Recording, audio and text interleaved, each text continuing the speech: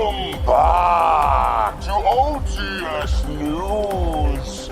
My name is Mean Marky D. Pile driving geeks. Since 1973, the biggest mark in the IWC. Kenny Omega is back on Dynamite tonight and is bringing with him some new hardware. The Impact World Heavyweight Championship. Now with him as world champion, maybe people will start watching Impact Wrestling on Thursday nights on Access TV. Because let's be real, folks, nobody watches that shit. I mean, give me a fucking break. Kenny Omega collecting just as much belts than I am collecting phone numbers inside the OTS venue after hours, ladies and gentlemen. You don't want to know what happens after hours. We'll keep that a secret from JD. Dana,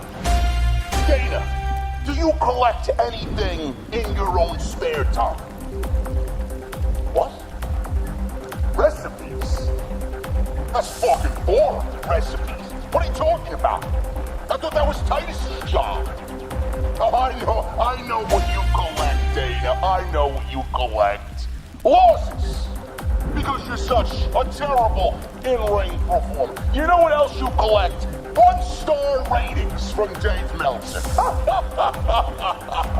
Yeah. Don't give me that shit. You're trying hard. Oh, look at Dana cry. Oh, I'm trying hard. Why are you trying to make fun of me? Come on, Marky D. Give me a break, Dana. Go get me tonight's special, whatever the fuck it is. I don't know what it is.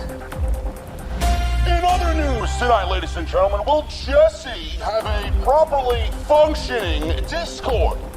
Last week there were some issues with Discord, and it made the podcast very, very unpleasant for one JD from New York. And then Jesse had the balls to come back on when everything was working and play a trick on JD from New York. Well, JD has stated, and I quote, if Jesse doesn't have a working Discord tonight, then Edgar Estrada will be the new guest host of the AEW Dynamite post show right here on Off the Script. And he will be promoted from bouncer to co-host. And Jesse can do not only barback, but janitorial duties as well. That's enough from me, ladies and gentlemen. I'd go over the food and drink specials, but Dana Brooke did not get me what's on the menu tonight inside the venue. She can't do anything right but stink it up in the ring because she's such a god-awful professional wrestler. But ladies and gentlemen, the show is about to begin. This is your AEW Dynamite host show with your host, JD, and that bitch who wears the silly glasses, Jesse.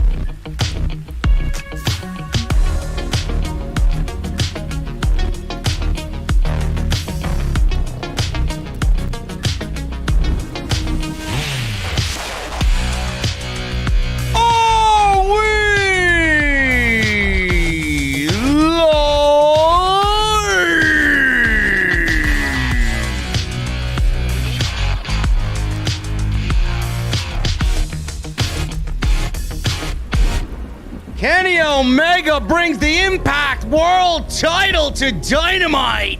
We are live, man. man.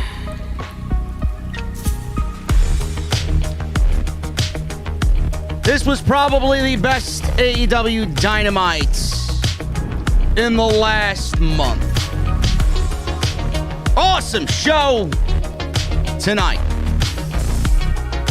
Pentagon versus Orange Cassidy. Darby Allen defends the TNT title once again, just like a champion should do.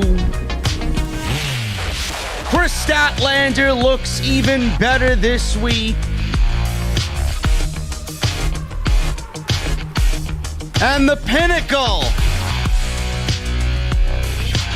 Inner Circle Parlay. The final hype before Blood and Guts. We're going to talk about all that, ladies and gentlemen. Plus, we're going to go over the Omega Rich Swann Impact World Title match from Rebellion. What does it mean? Plus your AEW news and rumors right here on the only podcast you need on your Wednesday night. This is your AEW Dynamite post show right here on Off the Script.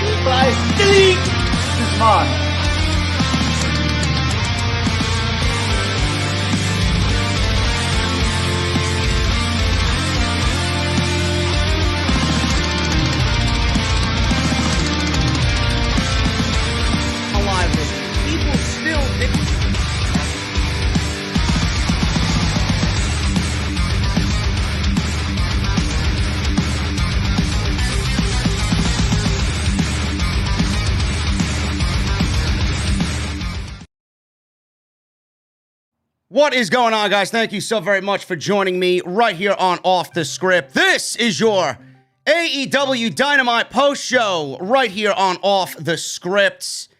I'm your host, JD from New York. We are getting things situated right here on the show. There he is. There he is. Jesse, what is going on, my friend? Are you all right? Are you all right this week? Hey, man, I'm hanging in there, brother. I'm hanging in there, man. All right, there he is. He's looking good. He's coming in clear. He sounds good. He's live in HD, brother. I know. Live there in you HD, go. Man. Finally, man. No fucking problems. We had a little bit of problem before we got on here, but all was rectified right at the 11th hour. Thank you guys so very much for joining us on AEW Dynamite post show. It is April 28th, 2021. Sweat my balls off already. It was a nice brisk 80 degrees in New York City. What's going on, Jesse? How you feeling? What's going on? What'd you think of Dynamite tonight? Talk to me. Dynamite, man, was, you know, I'm learning to appreciate Dynamite a little bit better coming off of Mondays and Tuesdays at this point now. I know. Isn't Monday awful? Man. Isn't Tuesday boring? Monday is so bad, it's starting to bleed into my Tuesday feeling, because now everything that I see wrong on Tuesday, instead of brushing it off as, it's NXT, they'll make it make sense down the road. Now I look at it and say, okay, no, this is just stupid, and it's going to stay stupid because they're stuck on fucking stupid, so... Well, what'd you think of the show tonight? I said on Twitter that this was probably the best Dynamite show in the last 4 weeks. Yeah, man. Yeah, this is nice. This is, breath of fresh air. Feels good. I'm seeing faces that I couldn't wait to see back in Kris Statlander. I mean, I know. Man. Everybody's favorite alien. I know. Before we even get it done, did you see just like the aura of confidence in her? Yeah, you saw that. Okay, it's not just me. Okay, good. Yeah, I see it. She's definitely put in some work in her time off for sure. Yep.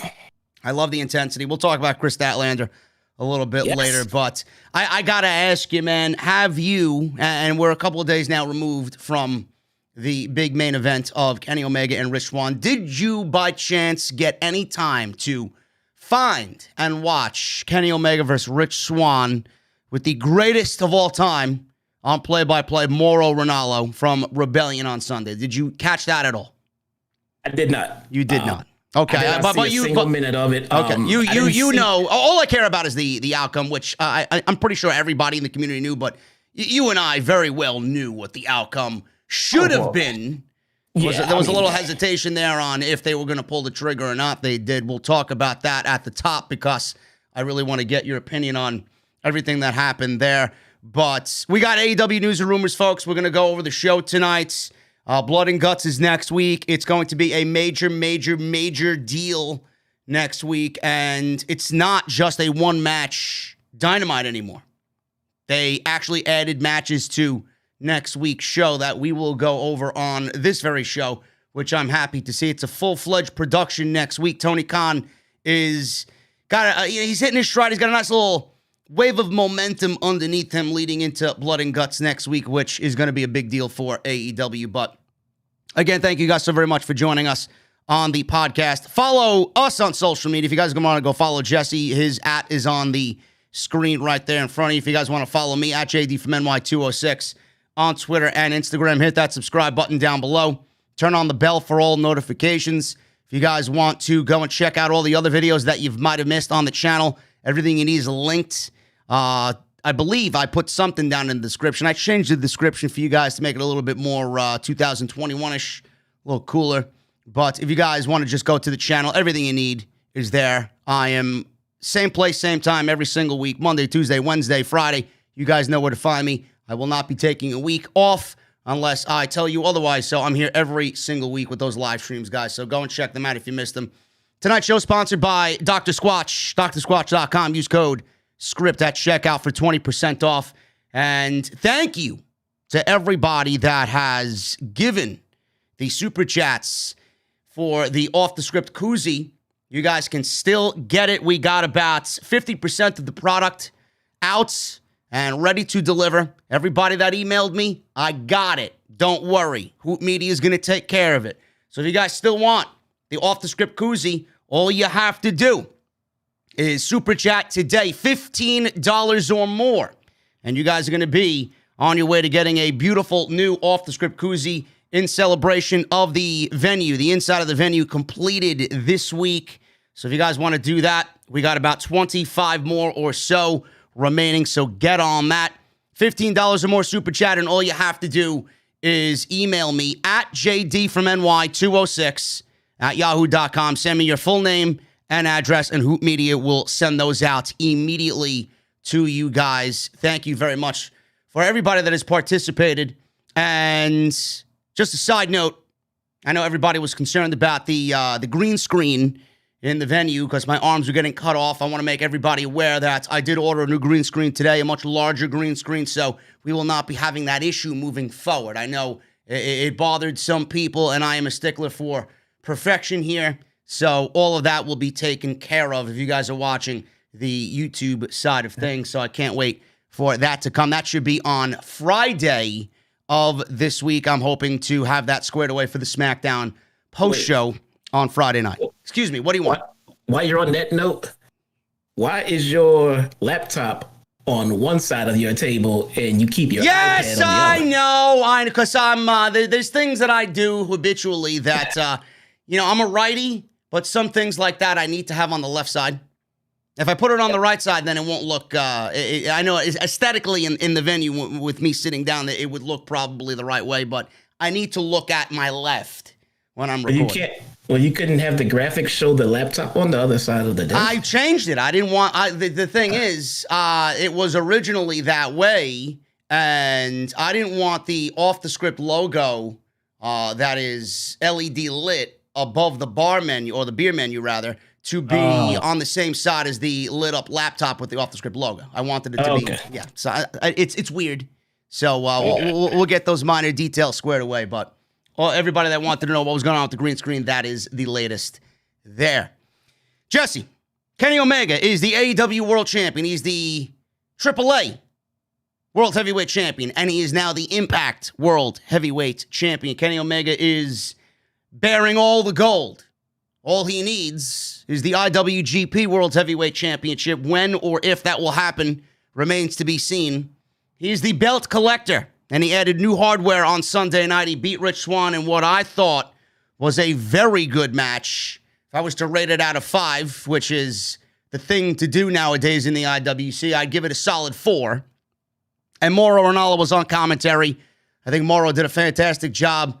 Every time he is on commentary, he just brings a level of importance that absolutely nobody can duplicate. And he was a welcome addition to the Forbidden Door concept here that we're on our way to finding out what this means. But Jesse Omega is now the Impact World Champion. What do you think of this decision? Do you feel any different coming out of this? And is he about to step foot in the ring with either Kota Ibushi, a Kazuchika Okada, or a Will Ospreay sometime this year on AEW television? Because New Japan is sending Yuji Nagata to Dynamite to wrestle Jon Moxley for the IWGP United States Championship. So clearly something is going on. Man, I'm glad you picked up on that, man. What do I think about it? I think everything is right in the world right now. Is all that stuff gonna happen? Yes. At least one of it will happen. I mean, they're positioning this guy to be undeniable in the wrestling world, which is valid because he's constantly praised as the best wrestler in the world. So if they want to do a kayfabe storyline where he collects all of the world titles from all of the partnering AEW companies, it makes sense. You know, I like it. And at the end of it, Kenny, because he's Kenny and he does what's right for the business, at the end of it, each promotion that he's holding a title for, he's going to put somebody over when he gives it up. Yeah. Big time. So, does he win the IWGP Heavyweight Championship? Oh, I don't know, man. That's actually a real debatable question as opposed to his last match with Rich Swann. That was not even a debate. Yeah. Yeah, that's a little bit more difficult to predict. Rich Swann was easy, but the IWGP Championship could either be him winning it, or if he doesn't win it, it's going to be the start of his downfall. Yeah, he could win it, but he could just as easily lose it, and nobody would lose their minds. You know. Yeah. So yeah, it would be just fine either way. So I can't wait to see what direction they go with it. So yeah, it's gonna be a fun summer for sure. We mentioned this several times on the show. The Impact show itself was a very good show. I didn't really care about anything else on the show, but that match with Swann and Omega with Mauro on commentary really sealed the deal for me. I know I actually ordered it specifically to hear Mauro. I didn't give a fuck about Omega or Swann because I was pretty sure in my prediction of Omega winning the championship, it was legitimately the only right outcome there. So I dropped 40 on Mauro for 20 minutes of his time because that's how much he means to me and what he means to making a match important. So, and plus I missed him because he was the heart and soul of NXT, and that show has not been the same since his departure at all. But I'm excited to see where they go with this. The Impact Championship wasn't really present on the show tonight. Omega was, but the Impact title wasn't because this was a taped show. So this was taped actually before the Impact Rebellion show. So we're going to be live next week. I'm sure Omega will bring the Impact Championship with him to Blood and Guts as he is teaming up with Michael Nakazawa against Jon Moxley and Eddie Kingston. So awesome match between Omega and Swann. Gets a two thumbs up from me.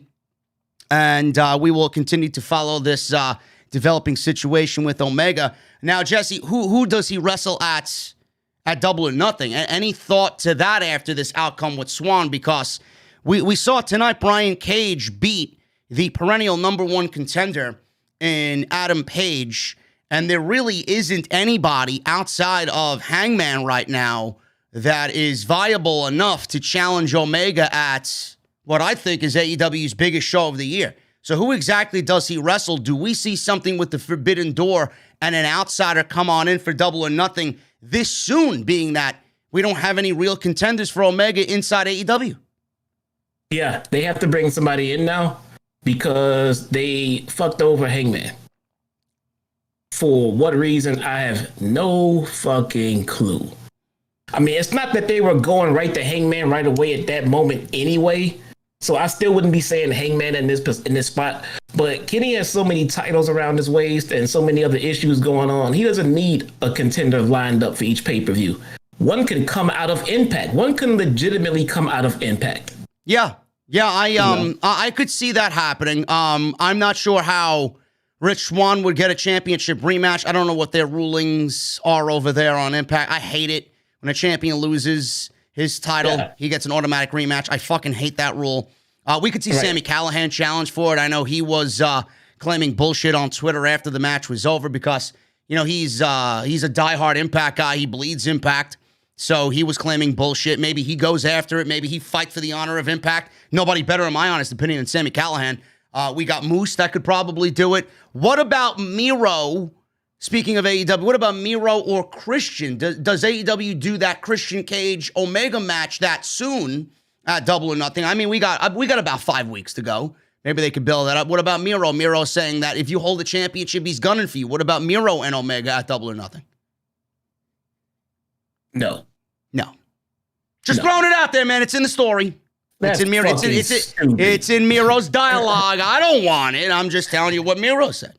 I beat up Kip Sabian so I get a shot at Kenny Omega. Get the fuck out of here, man. He's not Christian Cage. Don't get me started. I mean, there is nobody in AEW lined up for Kenny, but that's not a problem because Tony Khan was brilliant with this Forbidden Door.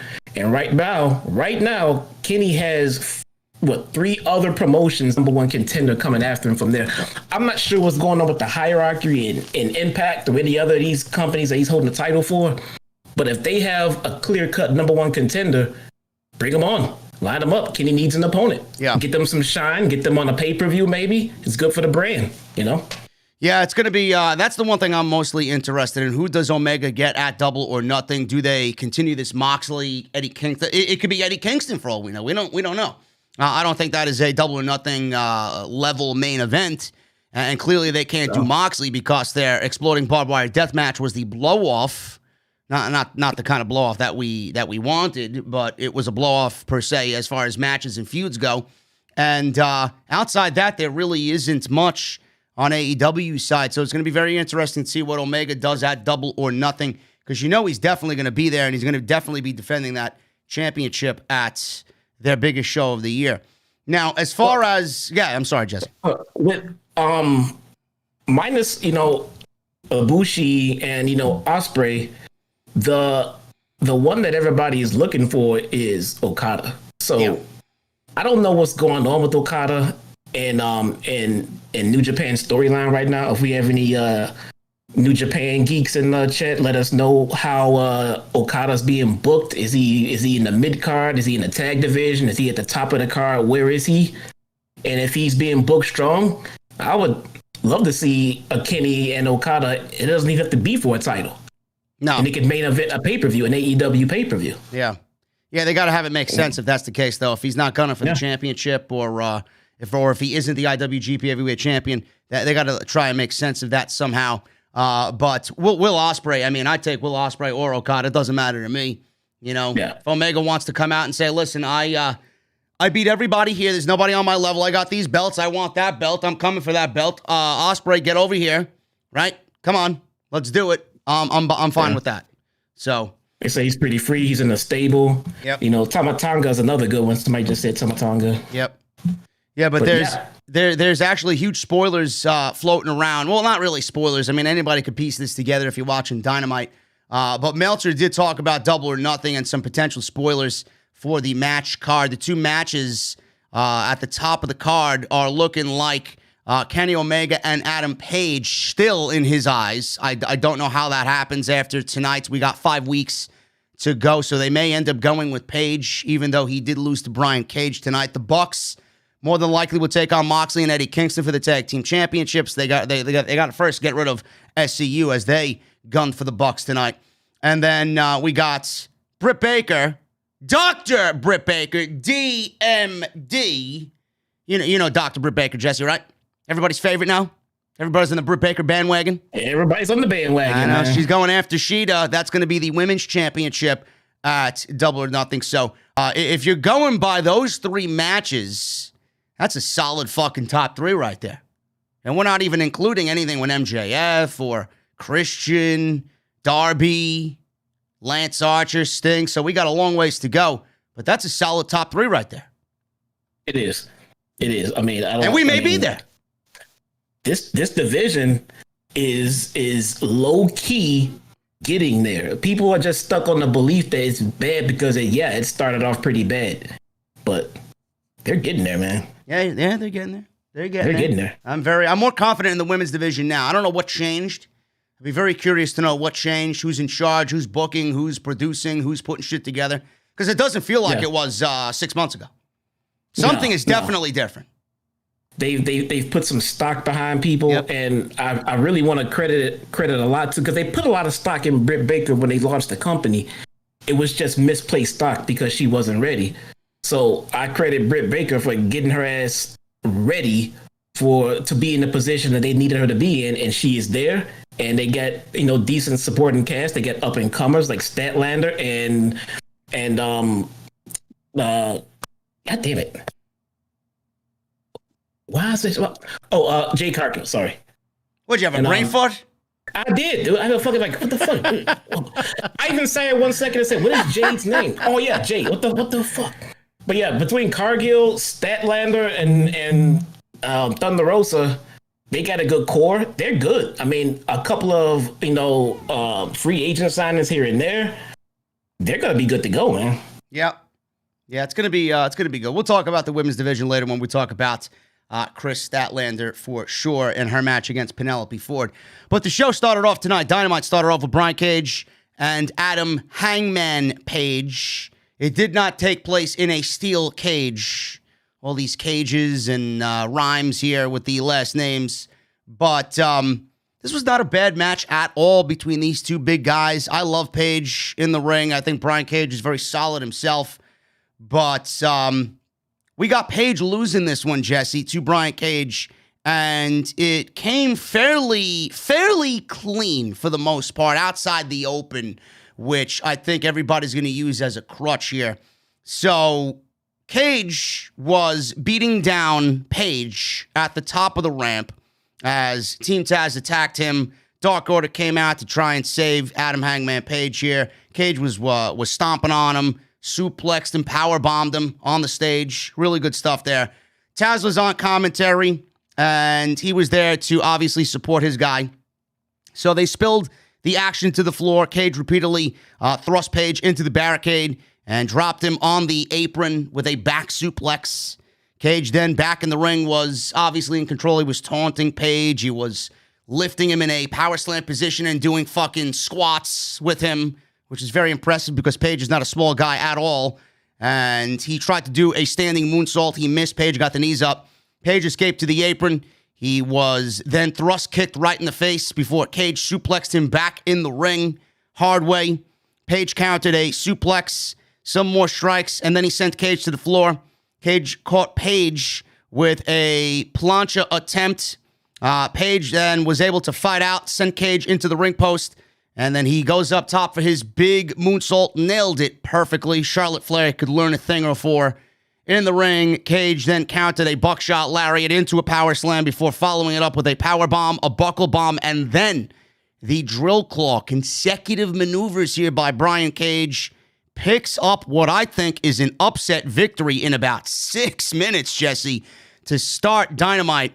And Brian Cage pins Page, who is at the top of the leaderboards in the standings for AEW's world title. Now, the situation at the beginning of the match, I know you have a problem with this, and I'm going to let you explain why, but I think Tony Khan's mentality in this was, yeah, Page is our number one guy right now as far as the rankings are concerned, and he did lose, but he got his ass handed to him, which prohibited him from really being 100% full strength to beating Brian Cage tonight, and that was his downfall because Page cheated before the bell, but he pinned him clean at the end. Why do you have a problem with this, and did that at all, in not only your eyes, but maybe other people's eyes, because you're going to see it differently, did it somehow protect Page and make this okay as far as an outcome is concerned? No. Let me before I, get into it, let me ask you this. Why do they feel the need to have Hangman jump before the match? Because Team Taz is frustrated. I'm assuming, this is just me thinking. Team Taz is frustrated. Christian has beaten Brian Cage, correct? Well, no, not per storyline. I mean, per booking reasons, why did they book Hangman to get beat down before the match? Because Team Taz is frustrated. They're on a losing streak. They're a bunch of losers. They wanted to get the one up on Page. No, they had him jump before the match because they knew he was going to eat the L at the end, and it was going to be the reason why he lost, because he got jumped before the match. Right? Okay. So my question is, if you feel you needed to protect him in that sense, why have him eat the L? Period. I don't know. I don't know. If I have a number one contender in Page, I'm not having him go out there and lose. Because right now they have no match for Omega at Double or Nothing. So there's 5 weeks. I'm thinking that Tony Khan can rectify this in 5 weeks. That's my thinking here as far as he is concerned. My thing, man, my whole thing is this. I think they did it to get Brian Cage his momentum back, because around, the community, it seemed that he lost a lot of it by losing to Christian, because he had no business losing to Christian. And before they wanted to just end up dropping Cage on their hierarchy, they wanted to get him his mojo back, and they wanted to get him a big win. So they sacrificed the record of Hangman Page for that. And if they really want, he shouldn't have lost to Christian Cage. That's first and foremost. Let's get that out of the way. But B, if they wanted to get his momentum back, he could have did that with a string of wins against solid opponents, not jobbers, but solid contracted opponents, but not fucking Hangman Page, not John Moxley, not guys like that. You leave those guys alone. You get his wins back somewhere else. That you don't beat Hangman fucking Page like that. In 6 minutes, it wasn't even a built-up feud that culminated at a pay-per-view, and Hangman just made a mistake or got he beat him on Dynamite in about 5 minutes. Yeah. Why would you? That's why I was a big upset. That's why people were, oh my God, I can't believe this. Yeah, because it was fucking stupid. Don't do that. You should not have beat Hangman like that. And I'm with you. It was clean. I don't care about that attack beforehand. Hangman is top tier, so that was a clean fucking pin. If there was no interference at the exact moment of the go home segment, it was a clean win. As far as I'm concerned, it was a clean fucking win. Now, didn't Christian beat Ricky Starks and not Brian Cage? No, he beat Cage. He beat Cage? When did they wrestle? Yeah. What was it? The other week. Was it Brian Cage or Ricky Starks? It was Cage. He beat Brian Cage. Taz even came out and said it later on. Dude, he beat Brian Cage, man. You look it up for me while I go on to the next segment, because I'm not. People in the chat are saying Cage hasn't wrestled Christian, bro. Let me see. I might have thought it was Ricky Starks. Or maybe we can think that Hangman is conflicted with the Dark Order and that's why he lost. I don't know. Yeah. I don't know. It was Will Hobbs, right? It was Hobbs. It was Hobbs. Yeah. It was Hobbs. That's right. It was Hobbs. My bad. Yeah. Not Brian. Not Starks. I knew that shit. Yeah. It was Hobbs. But so he Christian beats Hobbs. But still, why would Cage lose to fucking? Why would Cage beat fucking Hangman? It makes no fucking sense. I don't know, man. All I'm saying is I get what your point is and your perspective is, but I do think that with 5 weeks to go, I do think that Adam Page can really go back up to the top of the rankings in AEW, and a loss here because he was jumped before the match by Team Taz and he was put at a disadvantage early on which led to him losing. I don't think that's going to be a big deal for Tony Khan to go and creatively write him out of a situation. I think it's going to end up being okay, but I get what you're saying. I just don't think it's that big of a deal. If it was a big deal, I'd be right there fucking ranting and raving and fucking bitching about it, but I don't see it to be a big deal. I really don't. It's really not. See, I get what you mean, because it's really not a big deal now, because really, what is Hangman doing? Hangman's not doing anything. He ain't doing shit. The match was nothing. They could mention the rankings all they want, and that's all it is. It's a spot to keep his number one contendership in the rankings to maybe fight Omega, which we don't even know if that's the case for Double or Nothing. But I mean, he's in the middle of nothing and has been in the middle of nothing, and nobody wants to see him in the Dark Order, and I don't think anybody cares about him being in the Dark Order, period. No. I'll agree there. I mean, they don't, but I don't think it's their fault. You know, I mean, they people would give a shit about it if it was, paid more attention to. It's not. Yeah, I just think that they'll end up booking a rematch because of this, and Page will get his win back. But when that happens, the discussion will be, 50-50 booking. Page got his win back, and Brian Cage is, the guy who got the victory first, and then Page gets it back, and this 50-50 booking. Who's really over here? Who's going over? We could rant and rave about it all we want, but I don't think it's that big of a deal. That's just if they don't do anything with Hangman in the near future, then it won't be a big deal.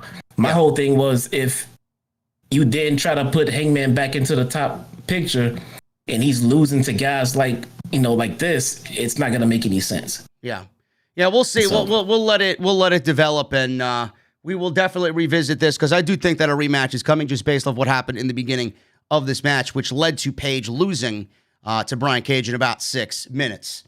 The Elite, Omega, Callis, Young Bucks, and the Good Brothers, they were all sitting in a limousine together. Apparently, Doc Gallows was pantsless. I would rather not think about that image tonight, but Mr. Don Callis said that he was without pants. So Omega says he's feeling great. But after all of this coming out of Rebellion, he's a little pissed off because he said he's used to people trying to ruin their lives.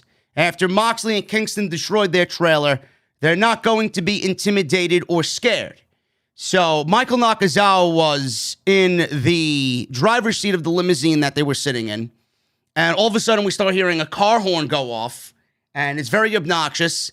And they all get very scared, and they all jump, and they think it's Moxley and Kingston doing a repeat of what they did last week with the pickup truck into the RV trailer.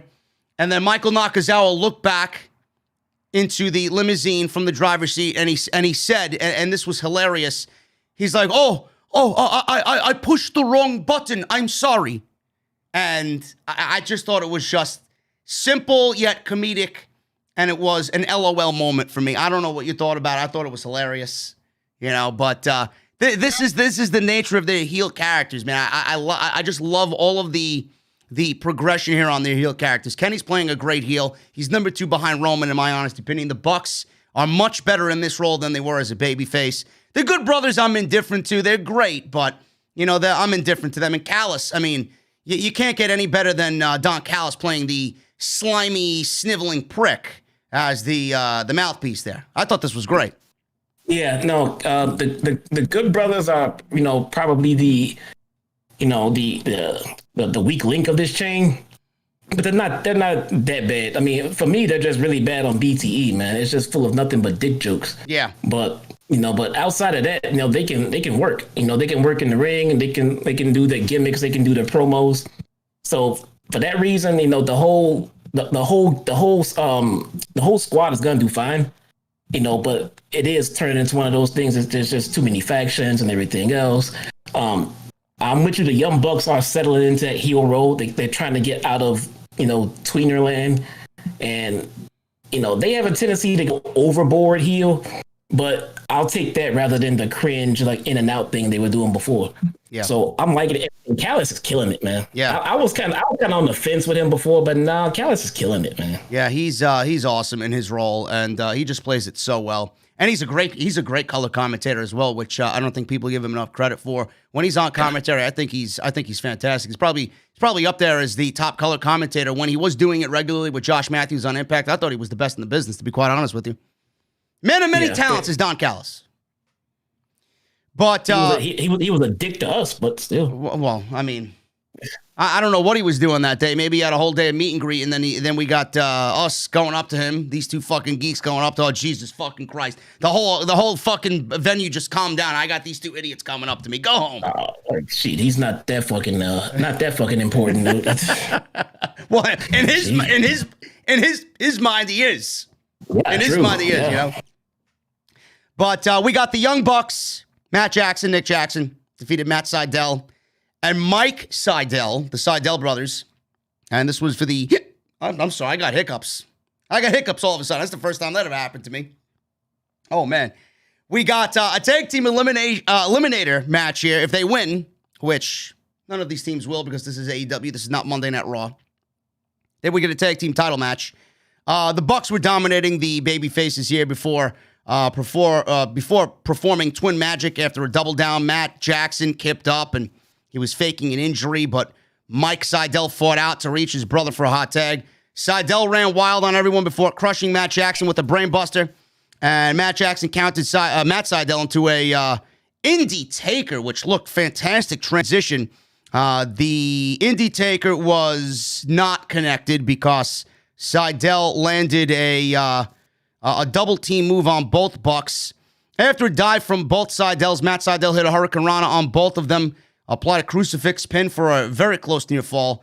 Matt Sydal landed a leaping Hurricane Rana on Nick, but a second on Matt Jackson was counted, and he was sent crashing into the mat. Mike tagged in and ran into a low blow with the official distracted here. The Bucks super kicked Sydal off the apron before nailing Mike with a BTE trigger for the win, and that was pretty much it. After the match, Brandon Cutler sprayed the Bucks down with cold spray. SCU came out, and Kazarian recapped that they haven't lost since making the if we lose, we break up ultimatum. They want the tag team titles. They want the Bucks. Daniels was excited to wrestle his friends, the Bucks, but he doesn't see his friends in the Bucks right now. He sees a couple of quote-unquote bitches. They're the number one contenders, and they're ready for the Bucks to sign the dotted line for this match. So what SCU is saying, Jesse, by the way, the match with the Sydals was fine for what it was. But what SCU is saying, Jesse, is that we're losing and we're breaking up and the ultimatum is going to be broken. That's basically, what they're saying. Yes. Yeah. So that's pretty much it. I mean, it should be a fine tag team title match, but I do not see SCU at all even coming close winning those AEW tag team championships because it legitimately makes zero sense. Well, now that I'm thinking about it, well, why? No, it's not happening. Not happening. What are the Bucks doing with the titles? They got a lot going on. They're gonna start jumping through the forbidden door with Kenny and everything else. Everybody's expecting them to lose. Put it on these guys, and then they can get out of the tag division and do their other shit. I don't know. Might be possible, man. I don't know. Might be possible. Don't you think the Bucks losing the tag team championships to, I don't know, Guerrillas of Destiny or Moxley and Kingston, rather? One of those two teams?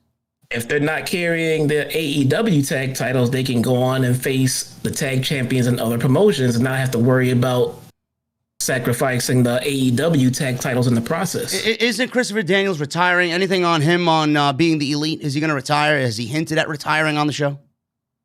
He has not mentioned it. I mean, the only thing about retirement has been them breaking up if they lose. So if he mentioned retirement, I missed that part. And look, all signs point to the Bucks winning, and we even said before that nobody should retire SCU but the Young Bucks. Yeah. But now that we're here, I mean, it seems like swerve material to me. I mean, especially if it makes sense in the sense of putting another team over. I mean, it's not like they're bringing up a young and up and coming tag team, nothing like that. But It would be a shocker. I mean, it would go to some veterans who can then in turn put another tag team over. I mean, which is fine. But if the Bucks are going to be busy doing other things through the Forbidden Door, then why not drop the titles to someone else? Maybe it won't be SCU, but maybe it'll be somebody else. Who knows? Maybe they had plans to drop it to Top Flight, but then one of them got hurt. Yep. Who knows? I don't think they're gonna win, but I think this is definitely shocker title change material. I don't think it's that far fetched. I give it 85-15 that they win.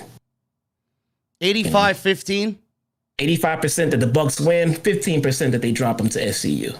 I think you might be too generous there. I think 85-15. I think it's a good. That would be a good didn't see that coming moment. And a feel-good moment for SCU, who everybody thought was getting ready to retire and lose it all. Where does that match happen then? If it happens at Double or Nothing, I could see your 15% ringing true. If it happens on Dynamite, it's 85%, probably more than that, than the Bucks winning the tag team championships or retaining rather the tag team championships over SCU. Yeah, I agree. Let's see how they build the match. If it comes to a head at a big event, then I think we could be looking at a big upset. Yeah. Yeah, it's going to be interesting to see. Should be fun. And if the Bucks retain, like I said, I would not be surprised whatsoever. Orange Cassidy versus Pentagon Jr. with Alex Abrahantes. This was probably my favorite match of the entire night. I thought these two were fantastic, even with all of the funny theatrics with Pentagon's glove and Orange Cassidy doing the glasses and the hands in the pockets. This was really fun to a point, Jesse, where I said on social media, this is the future of AEW, whether you like Orange Cassidy or not. He's a very good professional wrestler. You might not get the gimmick. You might not like the gimmick, but he's a very good professional wrestler. Pentagon is fucking fantastic at what he does. This is going to be a clash of two guys that I could honestly see having that fight forever type feel. They just gel so well together. They're both naturally charismatic. They gel as far as that is concerned as well. I could definitely see this happening for a much more important situation down the line, whether it's for TNT Championship. I would not be ashamed in saying I could see this for the AEW World Championship at some point. That's how good these guys are. Since these guys are definitely at the core and definitely a part of the future of AEW, it could be a future title match. Absolutely. Yeah. I thought what they did here was great. They both did their charismatic stuff at the start with the hands in the pockets and Pentagon doing the glove situation. Cassidy went for beach break early. Penta went for a package pile driver. Both were countered as Penta eventually hit a tilt-a-whirl backbreaker. Cassidy then started to get the upper hand, make a babyface comeback. And Penta, he seen Cassidy do his thumb thing, and he went to go bite his thumb. So he knew Cassidy very well here. Penta caught Cassidy with a tope suicida and dumped him on the apron. We went to a small commercial break. Penta landed multiple maneuvers on Orange Cassidy, and he was met with a Cassidy crossbody out of nowhere. Penta countered a DDT into a brainbuster for 2. Cassidy then was firing up, and he got Penta with some right hands, but Penta turned the orange punch into a pump handle driver for a close 2 count.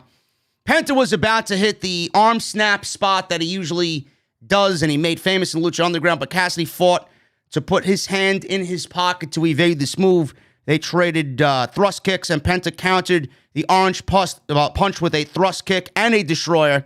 Penta tried for the package pile driver to end it, but Cassidy turned it into a beach break for a very close near fall.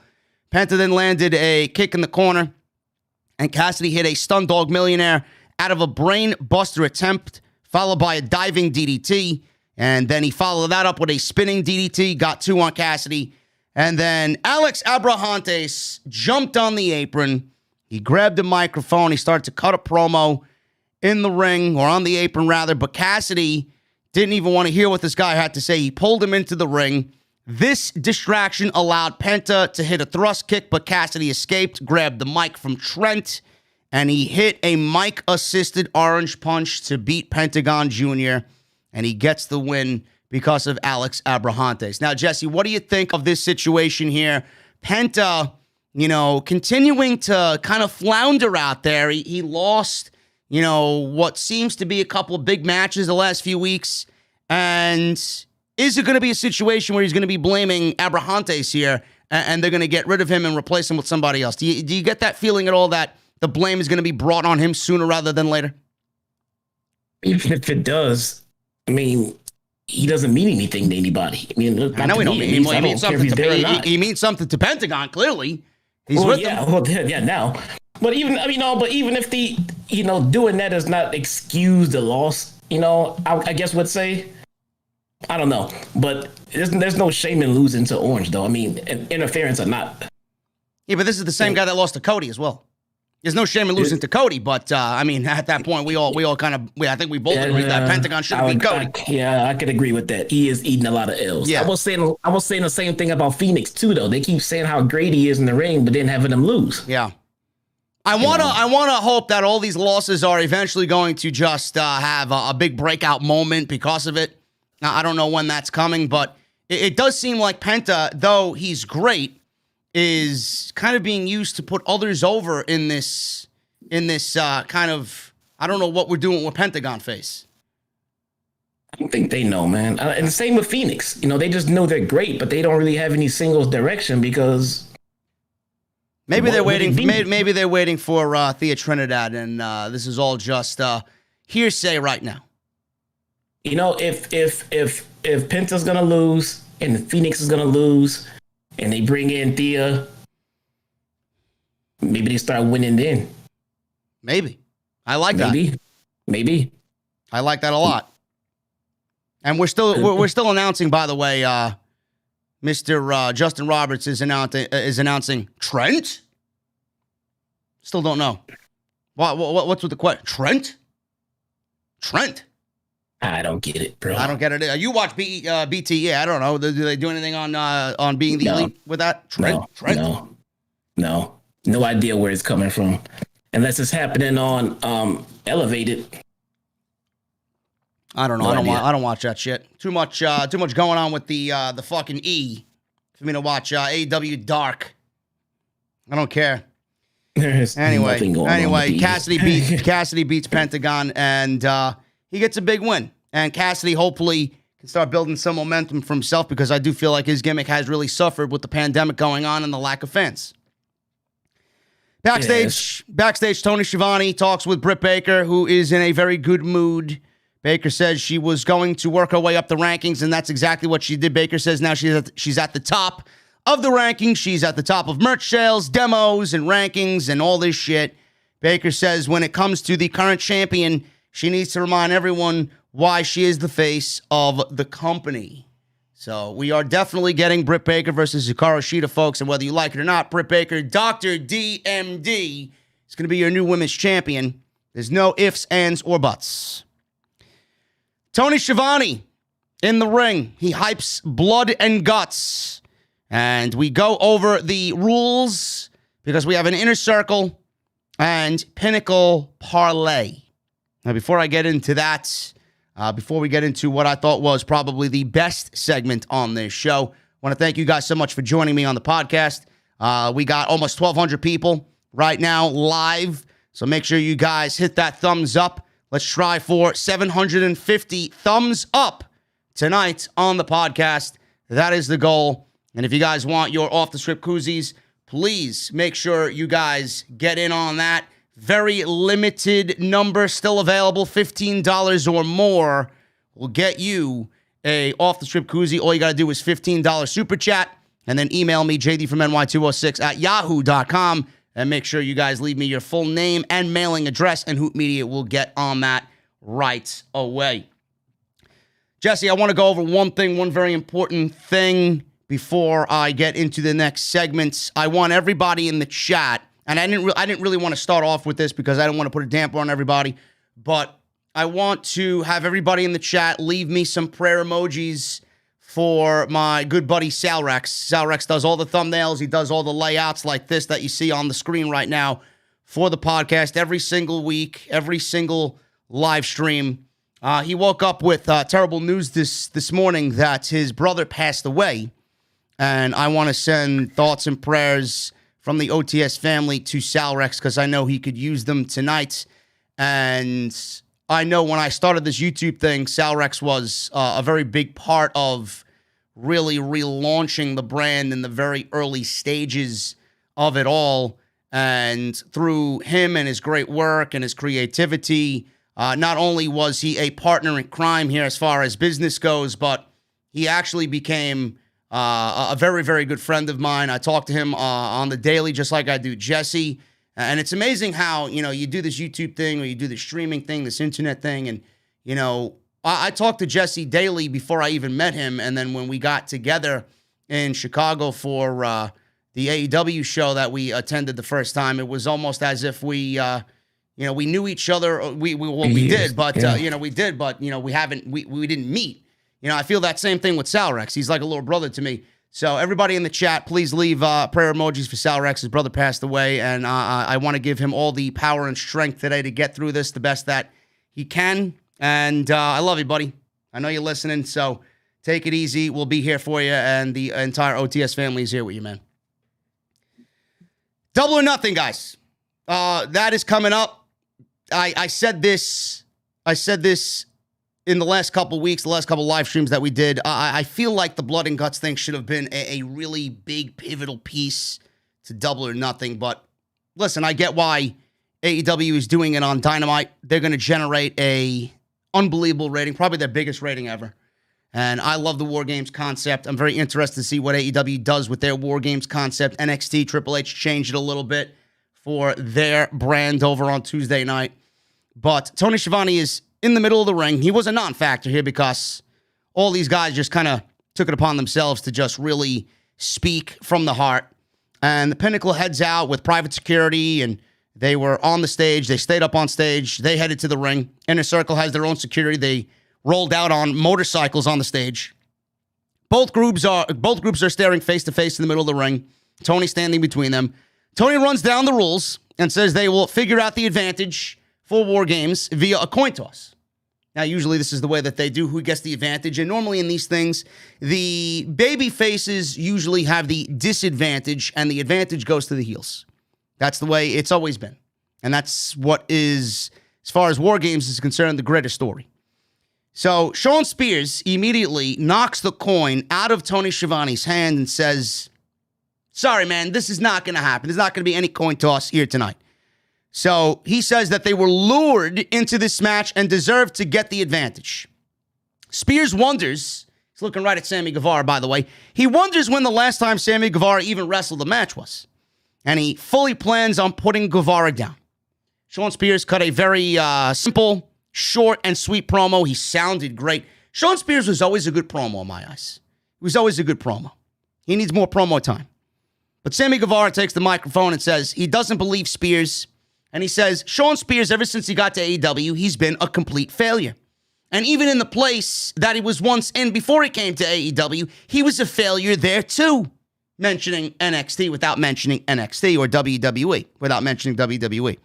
Guevara says if they want the advantage, they can take it. So Cash Wheeler then takes the microphone and says Jericho shouldn't bring Santana and Ortiz because they are soft and they won't make it out of the match. And he says, you guys better not come to this thing as your current Santana and Ortiz. Otherwise, you guys are just going to get the floor wiped with you. So then we got Dax Harwood. He takes the microphone and says he's prepared his family for what's to come. He says he's not afraid to die out there because he loves this business.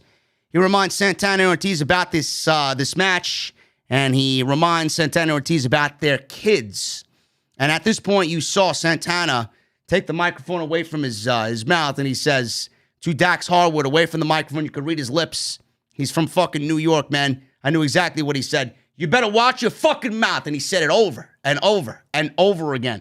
So you know that even though this was all planned beforehand, still tugs on those heartstrings, and Santana was really just playing up that moment, man. I love that. It really makes for an even better segment when that real emotion comes out, because that's exactly who he is in that moment, if that moment was legit. So Harwood saying this to both Santana and Ortiz, tells them to hold them close before they leave the night before the match. Ortiz tells Santana, listen, I know what he's doing. You know what he's doing. Just let him do it. Santana says that they're going to be locked in a cage with them soon.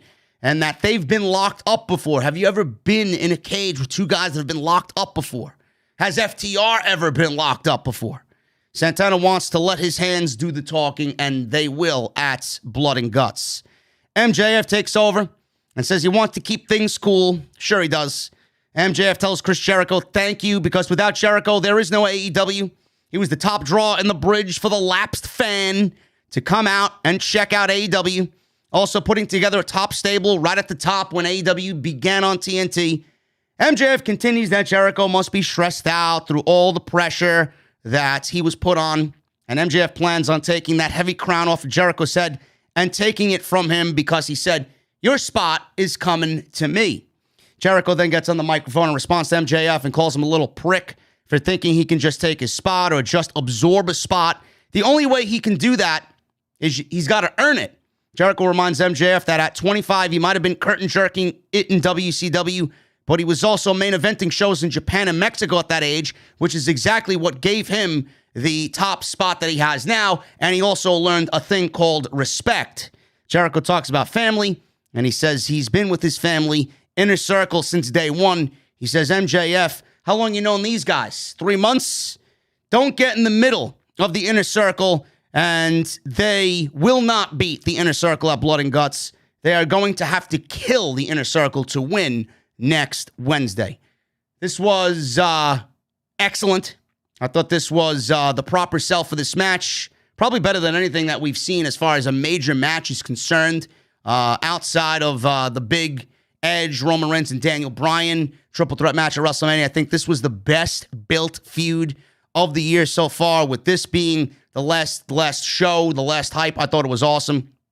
And Jesse, I thought that the Jericho promo last week, where we all kind of just looked at Jericho and he was trying to play the babyface thing, even though we know he shouldn't be doing it, and he's playing up the fans and he's trying to, make amends with everybody he's wronged.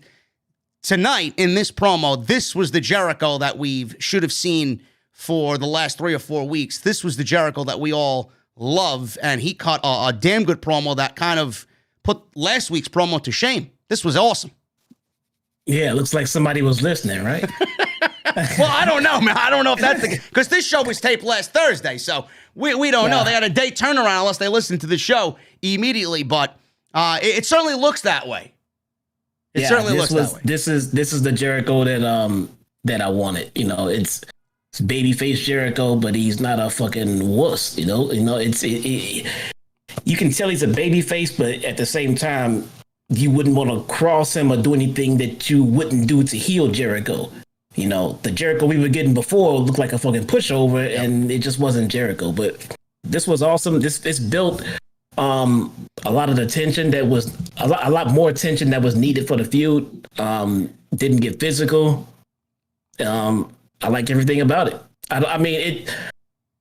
don't know. If I'm gonna nitpick it, I guess I could nitpick it and say I would have done this in a pre-tape segment, almost like a behind the table type deal. We can get like up close and personal with their promos, because that's what I wanted it to focus on, the promos, because the promos are so fucking good. Yep. But nonetheless, it was still fucking awesome, though. I loved it. Yeah, this is definitely going to be something next week. I'm excited for this more than I've been for any show this year. And the rules for this are very simple. The coin toss obviously was going to give somebody the advantage. There was no coin toss because Sean Spears said, fuck that shit. So the inner circle are going to be at a disadvantage. So at every twist and turn in this match, the Pinnacle are going to have a one-man advantage. Every 2 minutes, somebody else is going to be released into the match, and the Pinnacle is going to have a 2-on-1 advantage up until the very last guy that enters that ring. And the only way this match wins is by pinfall or stoppage. Really, that's pretty much it. It's called Blood and Guts, folks. It's AEW's take on War Games. If you guys are familiar with War Games, this is the old school War Games. I don't think Cody's going to change much from what his father did back in the day with this match type and this match style. It's going to be classic. It's going to be a take on the old school, and I think this is going to be a bloodbath, and it's going to be a beautiful thing to see. AEW Dynamite with Blood and Guts next week is not just a one-match show. This is going to be multiple matches Don't know if it's going to be all live, with the Blood and Guts match obviously being live. I don't know if these matches are going to be taped beforehand and then put into the show, or it might all be live. I don't know. I'm assuming it's all going to be live, but we have the Blood and Guts Steel Cage match. We have Kenny Omega and Michael Nakazawa versus Eddie Kingston and Jon Moxley. And then we have Cody versus QT Marshall next week. So only 3 matches are announced on Dynamite next week. So that may be it. And then the following week, we got Jon Moxley defending the IWGP United States Championship against Yuji Nagata. So AEW is setting up for the next couple weeks on Dynamite like they usually do. Speaking of Nakazawa, he was in the ring already. Eddie Kingston heads out to the ring for a match with Michael Nakazawa. He wants Kenny Omega. Kingston heads out with a microphone and doesn't know what's going on. Says he's not doing this because this is fucking bullshit. He doesn't want to wrestle Nakazawa. We know it's bullshit. He knows it's bullshit. He doesn't want to take part in it. Calls out Kenny Omega. Kenny heads out to the stage and tells Kingston he doesn't know how this all works.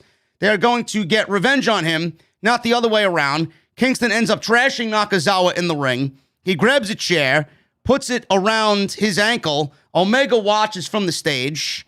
Kingston says, get in the ring or I'm going to break Nakazawa's ankle. Omega tells him to be his guest. Nakazawa knew what he was signing up for. Omega calls out Brandon Cutler, who gets thrown out of the stage or off the stage. Moxley follows and sends Omega flying into the ring. Moxley chokes out Omega. Then they put the chair on Omega's ankle, taking it off Nakazawa's. Kingston says he wants a tag match against Omega, and Don Callis is screaming, no, no, no, no, no. Kingston says, listen, you better give me my match or I'm going to break this fucking guy's ankle. And then Don Callis, after all of this, the sniveling prick that he is, yes. Please don't hurt Kenny Omega. He agrees to make the match, and we got the match next week at Blood and Guts. I thought this was awesome. Kingston and Jon Moxley continuing their feud with Omega and the Elite. Any thoughts on this, Jesse? It should be good. I love it. I mean, I don't know why, if they had, Don at their bay, why they asked for a tag match and not a damn title match, but whatever. I think they just want to have fun. That's you can all. have That's whatever all you want. Fine. We want a fucking triple threat match with Kenny. Yeah. But no, we want Michael Nakazawa and Kenny. Whatever. But yeah, the match will be good. Nakazawa, a lot of people might not know, but he's actually pretty good in the ring. He's just just leave the fucking baby oil at home, please. Yeah, he's just too much comedy wrestling, though. That's all it is. So the match should be good, though. I mean, if Nakazawa can leave the all of the WWE-ish stuff at home, the match will be great. Yeah, just leave the fucking baby oil at home. I seen the one time I seen Nakazawa do the baby oil, I'm like, I'm never watching this fucking guy ever again, man. This shit sucks. Get it off my fucking TV. It is everything that AEW is not and should not be. But it should be fun. They're going to beat up Nakazawa. They're going to have a 2-on-1 advantage on Omega. And that's exactly what they want next week on Dynamite. Backstage, Taz talks about Brian Cage beating Hangman Page, which makes Team Taz number 1. Sorry, bro. You're from Brooklyn. I know you're smarter than that. It doesn't make them number 1. I'm sorry. Christian Cage shows up. Taz says Christian may have won last week against Hobbs, but he's going to get another team member. Christian stops Taz and says that there was once upon a time where Taz beat up guys and talked trash along the way. He was one of the best to ever do it. Today, he still talks a lot, but he can't back it up. So he found a bunch of big guys to surround himself with to help feed his ego. Christian says he's everything Taz wishes he is. You wish you could come back like me, says Christian Cage. Kind of dickish there by Christian to Taz, but I guess Taz had it coming to him, no? Taz is always a dick, right? So, I mean, yeah. I have no problem with a babyface being a dick to a heel that's being just a dick for no reason. Yep. I was kind of confused by, Orange cheating to win a little bit, but yeah, well, you got to sink to that level when you see it happening to you, so why not? Yeah, it's fine. Orange can't turn heel anyway, so it doesn't matter. No, he can cheat all he wants. Nobody's going to boo that man. No. Moving on, we got Penelope Ford with Kip Sabian versus Kris Statlander with Orange Cassidy. This was not bad. Not bad at all. Kris Statlander is riding a wave of momentum for sure on Dynamite. She looks great. She has this renewed sense of urgency and intensity about her that I love. We did not see that before she was hurt. She was good, but I think she's slowly but surely maturing into a leader of this division right before our very eyes, and it's a beautiful thing to see. But Penelope Ford comes out. She looks good. She's gotten a lot better as well. She did not look out of place in this thing whatsoever. They laid in strikes right away before Statlander landed a power slam and a press slam on Ford. Ford came back with a knee drop. Statlander rolled out of the way, forcing Ford's knees into the apron. Statlander then took Ford to the floor, but a distraction from Sabian followed, and Ford took advantage of this, clearly. So they were exchanging forearms until Statlander hit a lariat STO. Statlander attacked in the corner with some running knees before a blue thunder bomb. Got a 2 count. Ford came back with a diving blockbuster for 2. Statlander came back on her own with a solar eclipse. Statlander then laid in some grounded pound, ran into a high kick from Ford. Ford went for a handspring move, but Statlander countered it into a Big Bang Theory. Sabian tried to distract the official because he knew this was all over, but Cassidy stopped him, allowing Statlander to get the 1, 2, 3. Slowly but surely, Jesse, Britt Baker's going to win that title, and Statlander will move on into position, and she will be the next contender for Britt Baker. That's the way I see it happening for the ladies on Dynamite. What do you say? I'm hoping that it looks like that they're keeping Britt Baker and Kris Statlander away from each other, which is fan-fucking-tastic. Yeah. That's great. Keep them away from each other. I think we have a fight forever feud on our hands with those two. I think we have a baby face for life and a heel for life, and they can feud off and on over the next fucking 5 years, bro.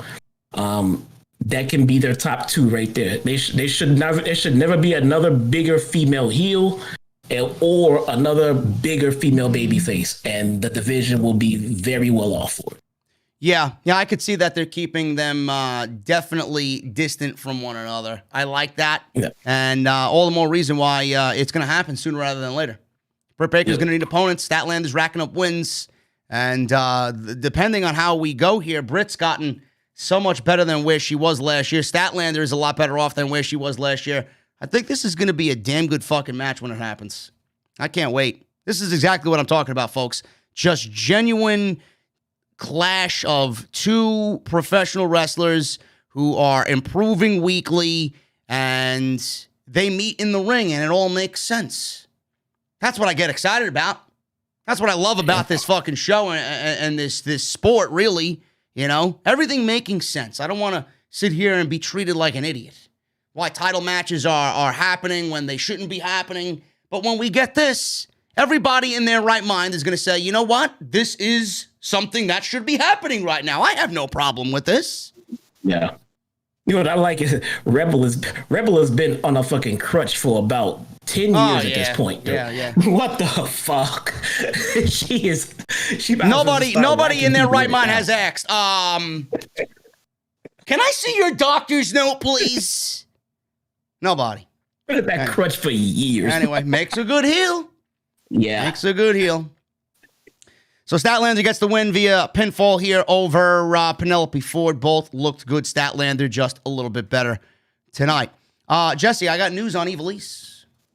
I got news on Ivelisse. Ivelisse doesn't understand why she was released from AEW. Now, AEW has not officially confirmed this. Ivelisse had an interview. What? So far, I don't either. Well, AEW has not confirmed this. Ivelisse had an interview with Lucha Libre Online. These are the same people that gave Andrade the stage to talk about his release from WWE. So there's no reason for this woman to come on here and bullshit, but I'll let you be the judge of that.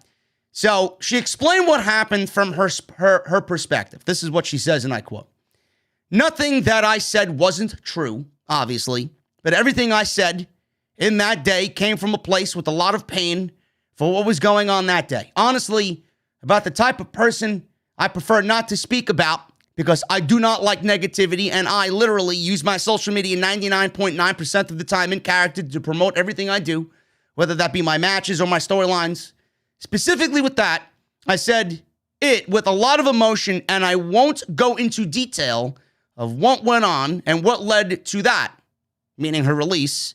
But I know that it has to do that us women still have a lot of struggles in having a voice. All over the world, we have a problem in having a voice that is seemed as valid in everything around the world, especially in wrestling. Then she says about what sparked her release. That I cannot answer. Only they can answer that. But as I've been saying, as women, we struggle with our voice in general. I believe that it is a denominator as to why the veteran women's wrestlers don't receive the same value and respect in wrestling. When I saw that they released Mickie James from WWE, that I couldn't believe it. But with my experience as a women's wrestler in the world of pro wrestling for 17 years and also everything that has happened, I believe that the few veteran women's wrestlers left do not receive the same treatment they deserve. And not just me, others too. Literally, here I could see the same issue in a match I saw recently involving another veteran. So that is one of the more critical denominators in the bigger picture. Now then she goes on to call out Thunder Rosa several times, or she has done so in the past, including just after she revealed she's been released. But Fightful and Sean Ross Sapp has reported no one they spoke to in AEW had anything bad to say about Thunder Rosa other than Ivelisse herself. In this interview, she again called out Thunder Rosa, and she says, and I quote, "At the beginning, everything seemed great, and I had my hopes through the roof, and I was very happy. But I will be very honest with you. I said it the first day of my release. I felt valued and happy, but one person was doing everything to damage my position there. It was Thunder Rosa. I was in shock. Definitely, but not as much because I already recalled everything that went on in the past, so I had an idea.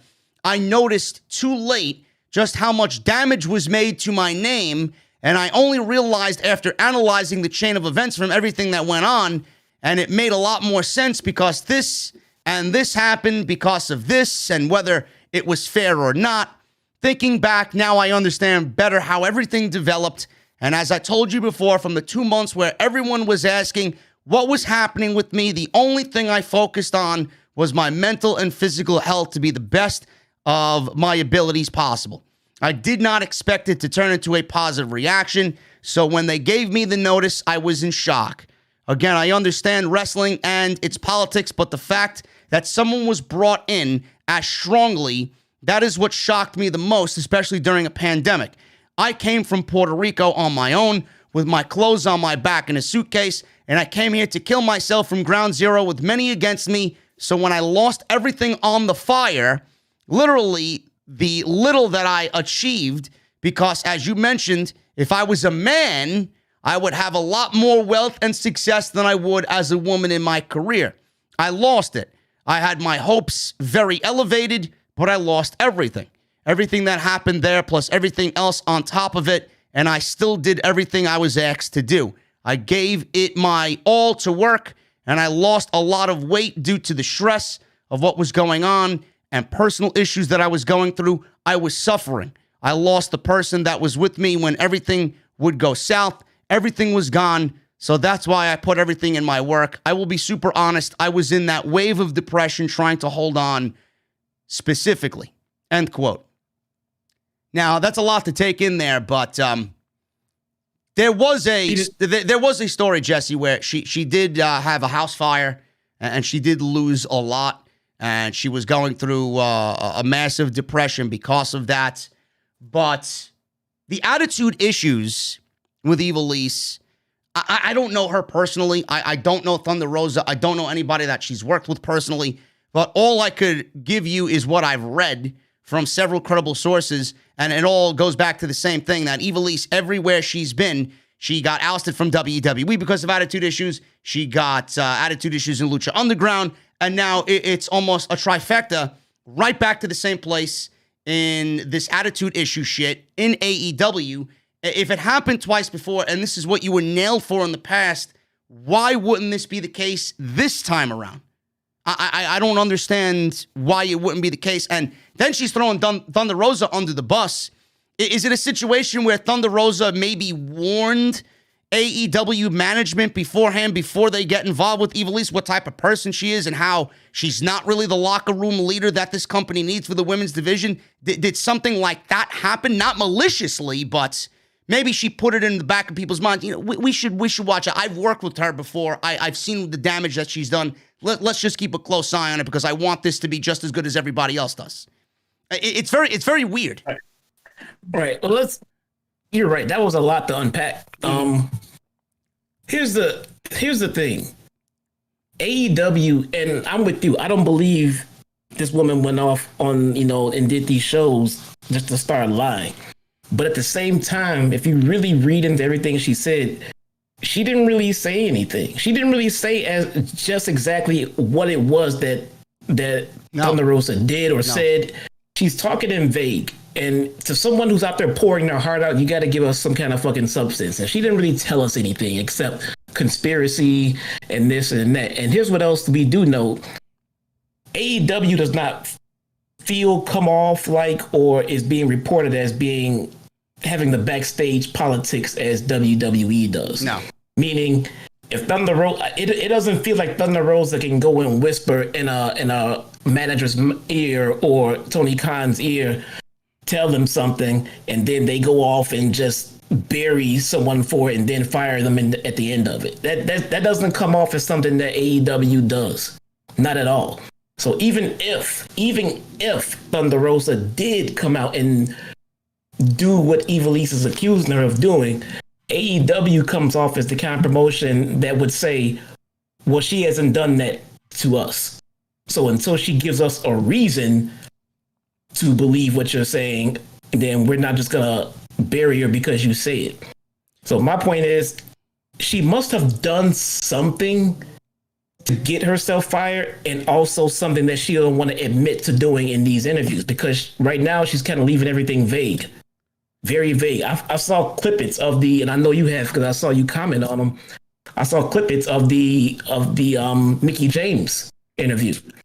And she comes off as 1,000% genuine, and she's naming incidents, and she's naming exact moments and times, and she's put a name out there as well. Well, I mean, in that case, in the Mickie James case, I mean, I'm gonna pat myself on the back. I mean, it's not that difficult to see what was going on and who's to blame there. I mean, it is what it is. I mean, I commented on her post about the trash bag incident, and all I said, and for even greater measure, fuck Bruce Pritchard. And it got almost 1,000 likes on her fucking trash bag picture the day it happened. So I know people know it's Bruce Pritchard, yet I got people telling me that Bruce is not involved in any of this shit. Are you fucking kidding me that he's not involved in any of this shit? He's the reason why she's not there. Now, don't get me started on Bruce. I can make a whole fucking podcast on why he's the fucking cancer of that division. Mickie James is not with WWE because of Bruce Pritchard. Whether it's something that we don't know of, but it's definitely something to do with her husband. Because they don't like each other, so like a fucking cocksucker, he took it out on her. And now she's going to end up somewhere, and she still has major value left in anywhere she goes. But with Ivelisse, I don't even, Jesse, I don't even think she even had an AEW contract, so was she even really released? She might have been on a per appearance basis, So she wasn't really released. So. And what did she do in that time that she had all these big important matches that she had to prove to Tony Khan? One of the matches that we critically shit on, whether it was partially Rose's fault or Ivelisse's fault, remains to be seen. But the proof is in the fucking pudding. Ivelisse, she sold she no-sold a snap neckmare. You can't do it. No matter what you think of this woman, from that moment. You know that, all right, she's got a problem with Thunder. If you're not selling, no matter who you have a problem with, you gotta be professional, because you're only gonna make yourself look better, and then you're gonna make her look better. It reminds me of the Sasha Banks, Alexa Bliss situation. Never once did you see them act unprofessionally in the ring, and they fucking hate each other. They hate each other. They fucking hate each other. But you never seen Sasha no-sell nothing. You never seen Alexa no-sell something. They might be stiff. They might be throwing some nice shots. But that's about it. But this was fucking ridiculous, that one spot. That's what, and I could agree with that too. I mean, I remember when we broke it down, and I was sitting there saying, like, Thunder Rosa is not selling at all, and I could see how Evilise got frustrated. And when Thunder Rosa reached out to us in DMs and everything else, about, how she did jump down my throat and wanted to kill me, but even herself, she admitted that. I mean, you saw it in her words. I do need to work on my selling. Those were her exact words. Yeah, but. And she has. That being said, and she has. But that being said, that is no reason to go out there on live TV and make an embarrassment of the business by just sitting there no selling blatantly. So if that was a reason behind her, but I don't know. But she was on TV quite often after that. Yeah, I don't know. I mean, I didn't something. Well, listen. It could all. Just from an outsider's perspective looking at it, if I'm a producer and I'm looking at that spot and she continues to have that type of bravado, I guess, and she continues to just have that type of attitude moving on to the next one and the next one, as a producer, you're gonna look at her and say, listen, I'm not gonna give you the preferential treatment that I once gave you because you went out there and did that. You made yourself look bad. You made the match look bad. You made Rose look bad. So it was a situation with her where she was like, she tried to speak up about it, and the producers had an issue with her, and she had an issue with the producers. Then it becomes a, I'm a woman type of thing, and the woman get treated unfairly, and it leads down all these fucking pipelines that I don't really care to listen to, because it doesn't matter if you're a man or a woman. If fucking Ricky Starks, I'm going to use an example. If he did that, I'm sure a producer would have been up his fucking ass about why he no-sold that spot, and he probably would have got punished for it for weeks on end, Right. But Evilise did it. She probably got punished, and she was being looked at even further under the microscope, and they were looking for her to fuck up, and they might not have liked what they saw. That's fine by them. That's their prerogative. You're looking for the job. They don't need you. Yeah, but I almost kind of wish she wasn't brought back to TV since that incident, because now that she was still brought back plenty of times and that incident did not repeat itself, why was she eventually let go? What else happened? I think it feels like, look, we don't fucking know. If we knew, you'd be reporting it already, but it feels like something happened that she doesn't want to admit to. Because like I said, in that whole rant, in that interview, she never really said exactly what it was. She was very fucking vague about it. She threw some names out, but she wouldn't even say specifically what they did. So it doesn't mean that she has to, but at the same time, she wants people to believe her and give her some kind of credibility. She's got to give us more than that, because she was back on TV after that. So she had plenty of time to redeem herself or to fix or to do whatever the issue was that was supposedly holding her back, and she didn't. She didn't, and that's up to the producers to figure out. They didn't want her. They didn't want to use her. They didn't see anything in her right now. So that's it. Who's to say that they don't invite her back sometime in the future? What it sounds like to me is that she's got a lot of internal struggles. She's got a lot of demons, which everybody's dealing with something.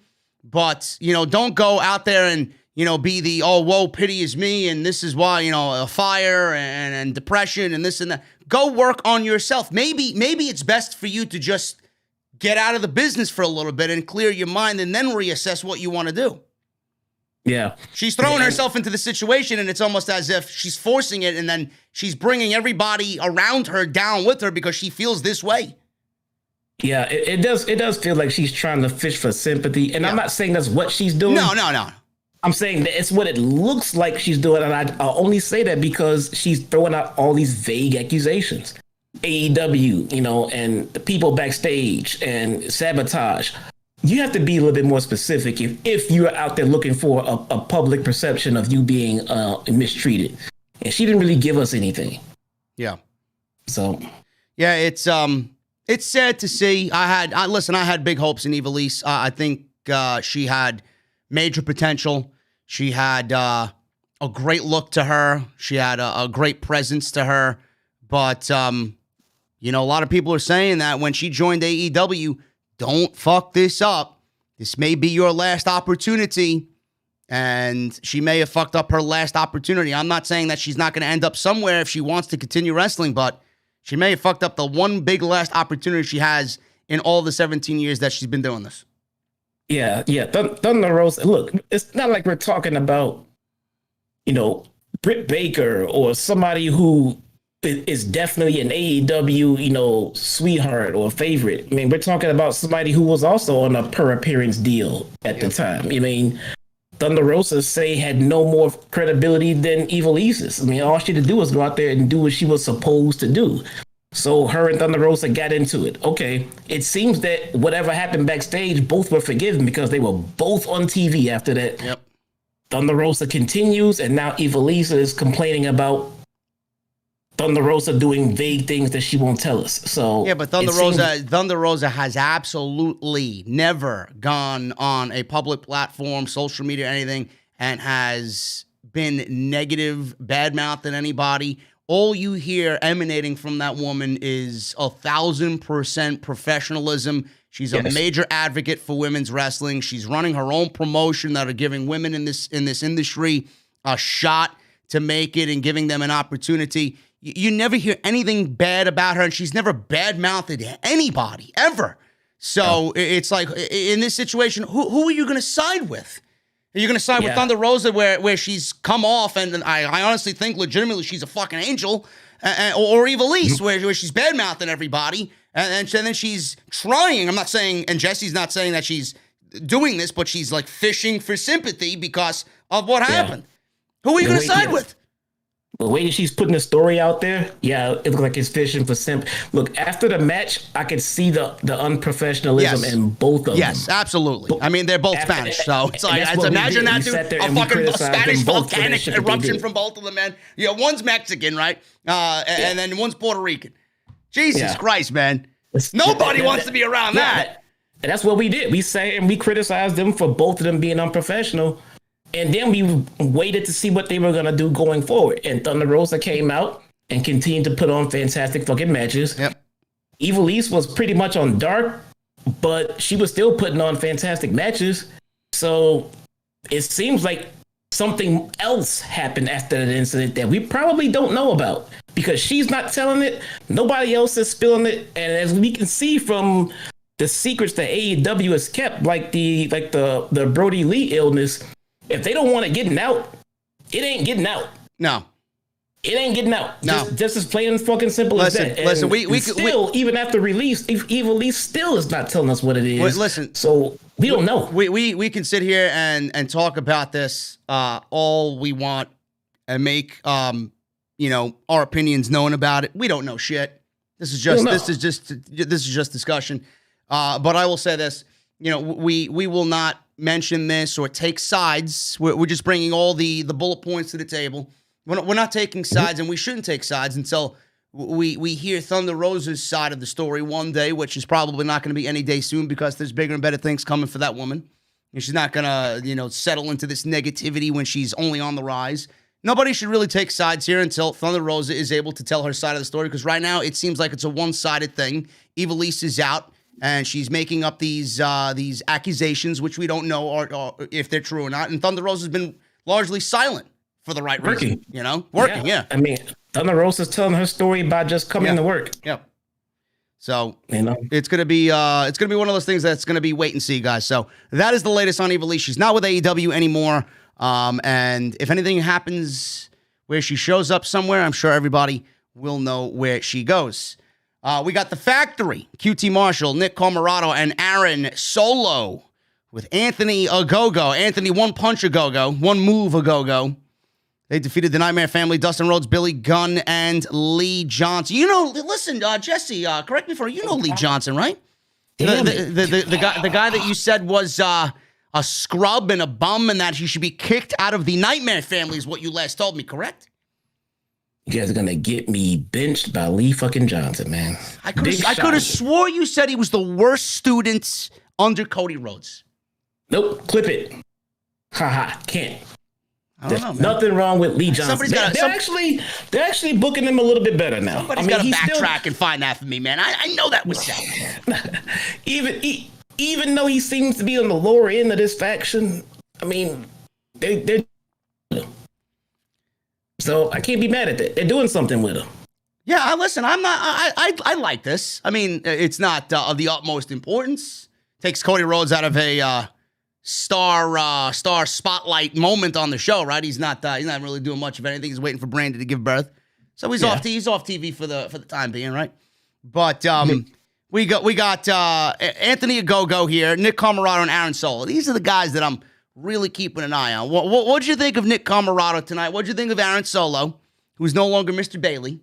And what'd you think of Anthony Ogogo tonight? Man, why are you here to fucking troll me tonight? What are you talking about? I'm asking you what you thought of Anthony Ogogo. You know I hate this fucking clown now. Why? Because all he does is a punch to the gut. Dude, he's like Big Show has a bigger fucking arsenal than this guy. Listen, bro. He's like Balrog from Street Fighter. Remember the boxer? He's like all you do is the fucking punch. All he did is punch. It's like everybody that shows him in the fucking arcade. I'm like, are you fucking dumb? Like you don't even shoot anything. He's jumping around with boxing gloves. Meanwhile, I'm over there, Akuma, fucking Hadouken, right, and the Hurricane kick, right, and then the Shoryuken. Like, what are you doing? How are you gonna block me, man? I got fucking projectiles coming at you. That's all he is Balrog from Street Fighter. One move. It reminds me of the KO punch. Yeah. You know, I got the punch and I hit you and you sell it like death. I mean, that's... man, bro, it looks like he has so much more. And that's what they portray to us. But I've seen this guy come out and do 3 moves. All of them punches. That's it. And one of them was a whole match. Man. Now you guys in the chat are bringing me back. Tiger uppercut. Man, dude. Yeah, the guy, he had no fucking kicks. You pushed the kick button, he punched. Imagine somebody picking Balrog, dude, and fucking somebody else is picking M. Bison, bro, and you got that fucking shit he does and he spins, right? Give me a break, man. At least choose Vega. He can fly around and fucking jump off the walls, man. Jesus Christ. And shit. Yeah. He's got the claws. He's like Wolverine with a fucking Spanish mask on. Oh, man. This guy did nothing. He punched. That's it. And then I just thought, okay, well, we're going to get more next week. Motherfucker punched. That's all he does. Next week, which is this week, what did he do? He wasn't in the match. Good. He's not in the match. So we won't have to see him. Oh, fuck, he just punched somebody. Listen. Maybe this is them telling us that he's not ready. He's not ready. He's not ready. So why is he on TV? Go with the assumption he's not ready. So why is he on TV? Why is he on TV? I don't know. He's got a good presence to him. He's got a great presence to him. I don't know. But he just knows how to punch. What'd you think about what'd you hologram yoga flame yoga flame. Oh my god, man, you guys are fucking killing me. What'd you think of Aaron Solow tonight? I thought he looked pretty decent. Aaron Solow's always been good, man. He's one of those guys that he doesn't need to work on anything in the ring. He needs to work on his gimmick. That's all. I don't know how he is in the mic. I'm assuming not very good because they won't give it to him. So it seems like he has to work on the odds and ends. But if you can work between the ropes, everything else can come together if you just get the proper training, you know? And Nick Comoroto, man, you know, he's got a fantastic look. But listen, man, the fucking arm tassels, they gotta go. Yeah. That shit. I don't know what you're doing. Listen, it's better than the white jacket he was wearing or the white fucking jumpsuit he was wearing last week. But they got to give this guy some sort of gimmick, man. Hopefully they know what they're doing with him because his physique and his look is very original, and you don't see nobody like that in WWE. You don't see nobody looking like that on AEW. He does remind me of a mixture of Bruiser Brody.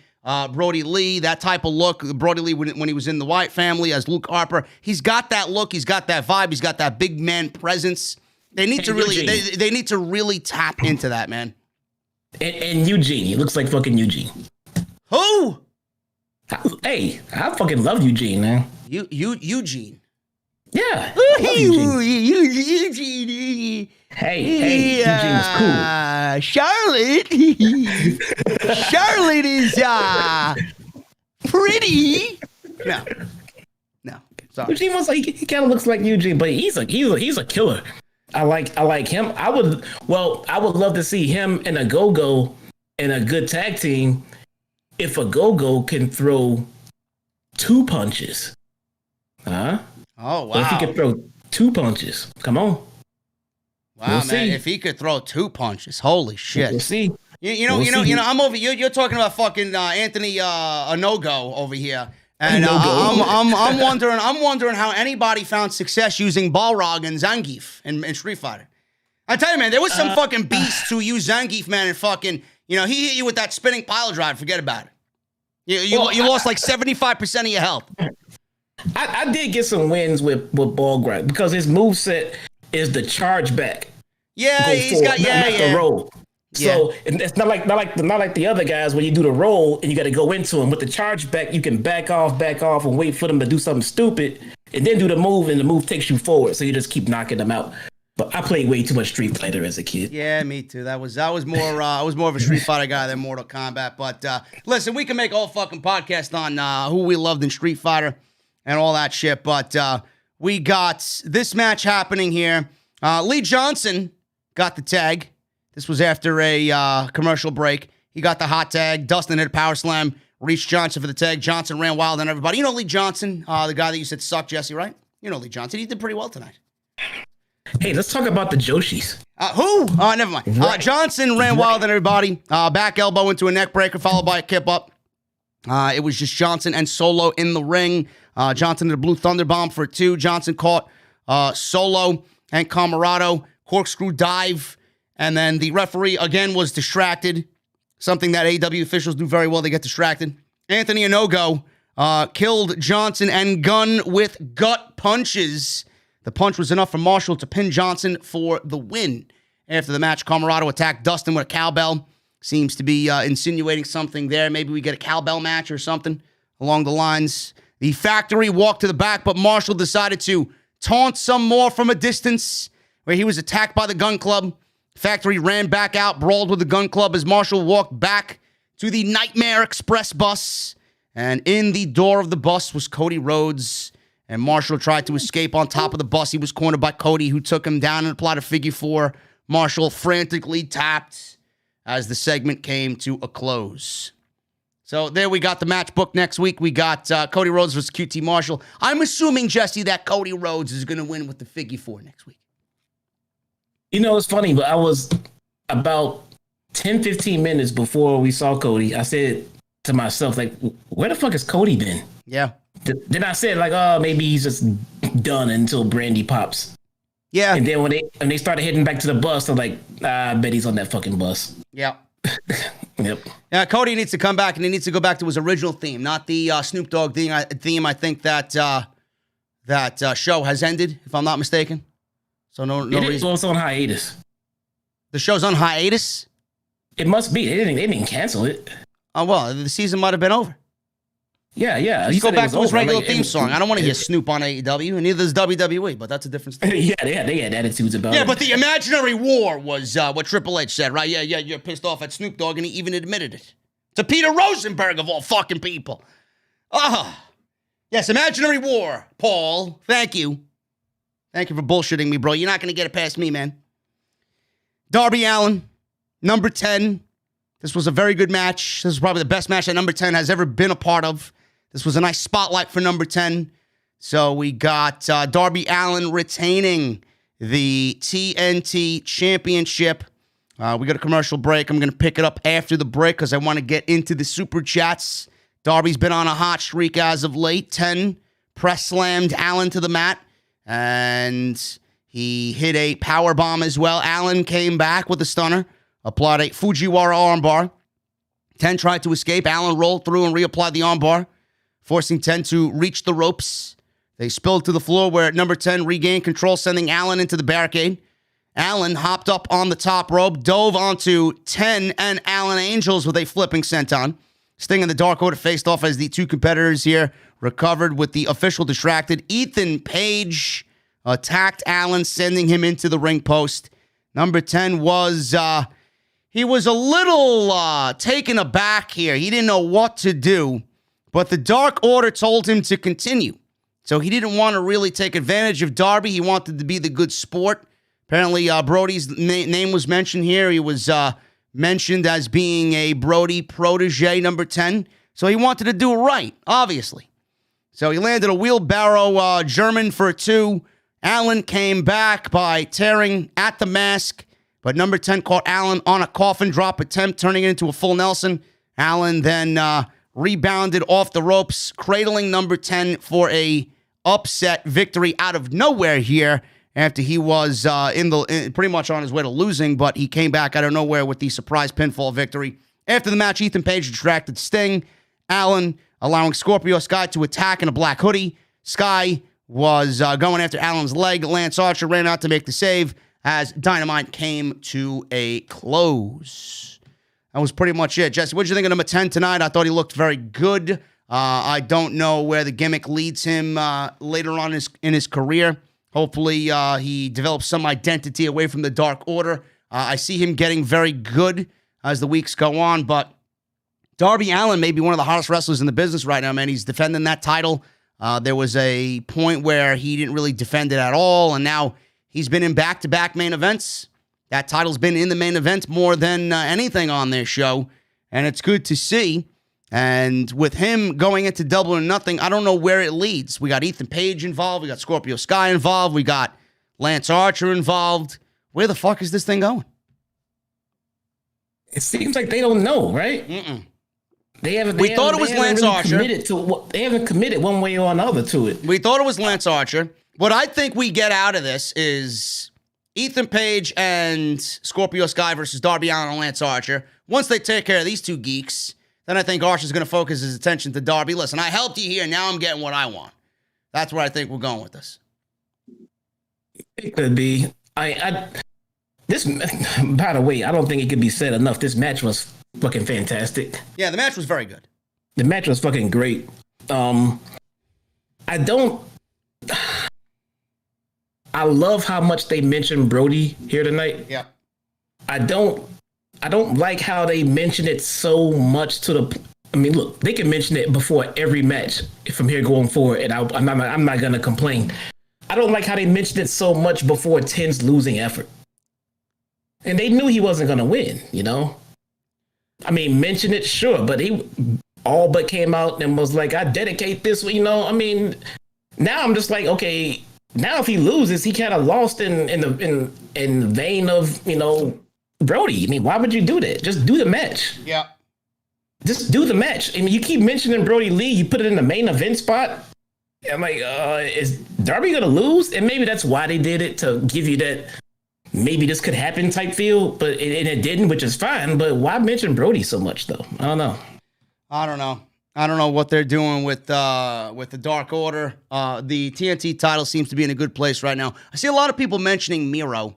I don't know why you want me to mention Miedo. He was in a backstage segment with Kip Sabian. I don't care. Move on from fucking Kip Sabian. All he said was, it's time to now pay your dues. That's it. He choked him with a fucking chain. It's great. Enough of the talk. Get in the ring and start doing what Miedo should be doing. The fuck you want me to talk about? So is Kip a babyface now? All right, who gives a shit? I don't want to know now at this point. He is the star of the act. But his wife is the star of the act. Who gives a fuck about Kip Sabian? Is this a double turn? What was this, man? I don't know. What people want me to talk about Miedo. Miedo hasn't wrestled. Does he deserve a title shot? No, he doesn't. He's got to win matches first to get a title shot. I even mentioned this a long time ago. When they break away Miedo from this group, how is it going to be done? Are you going to turn Kip babyface because he's already not even over as a heel? I don't know. Do you genuinely care? I don't care about what they do with Kip or Miedo. I'm kind of interested in see how much they continue to fuck up this Miedo gimmick, but I don't care about him at all. Me neither. Not at all. Me neither. He needs a reset too, just like Miedo. Yeah. Anyway, guys. I don't know what they have to do something with Miedo. I'm sorry to cut you, but it's just not going to work. This is not gonna. Okay, well, I'm gonna beat up Kip Sabian and then I'm gonna go. That's not gonna work. It's not gonna work. Nobody gives a shit that you beat up Kip Sabian. Nobody gives a shit that you are now hating Kip Sabian and Penelope. That he's gonna have to come out and kill Penelope Ford to get any kind of real heel heat. Yep. That's it. That's it. If he comes out and beats the crap out of Penelope Ford, that will get him mainstream attention, heat. It'll get him all the heat that he needs to try to get over. Well, Miedo, I'm sure, is going to be moving on from this, and hopefully we get the Miedo that we have wanted when he first joined AEW. But until then, there's no point in talking about it until it actually happens, folks. But that is the end of the actual review.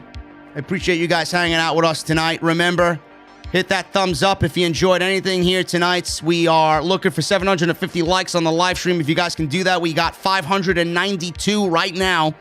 If you have not hit the thumbs up, please go and do that for me right now. Hit that subscribe button down below as well. Turn on that bell for notifications. Follow me on social media at JDfromNY206.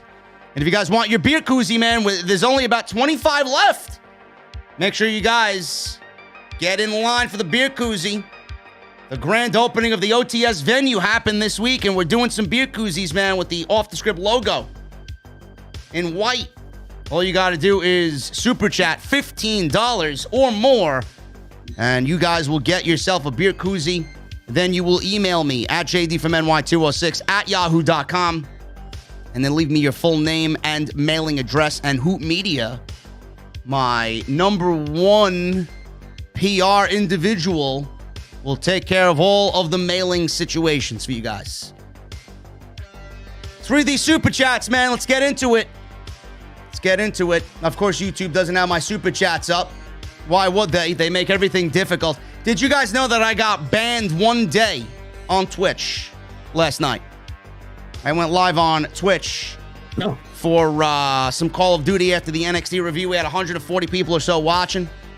And they banned my account for 24 hours because of a really foul word that was said by some geek on the opposing team in the pregame lobby. And they banned me because it was on my stream.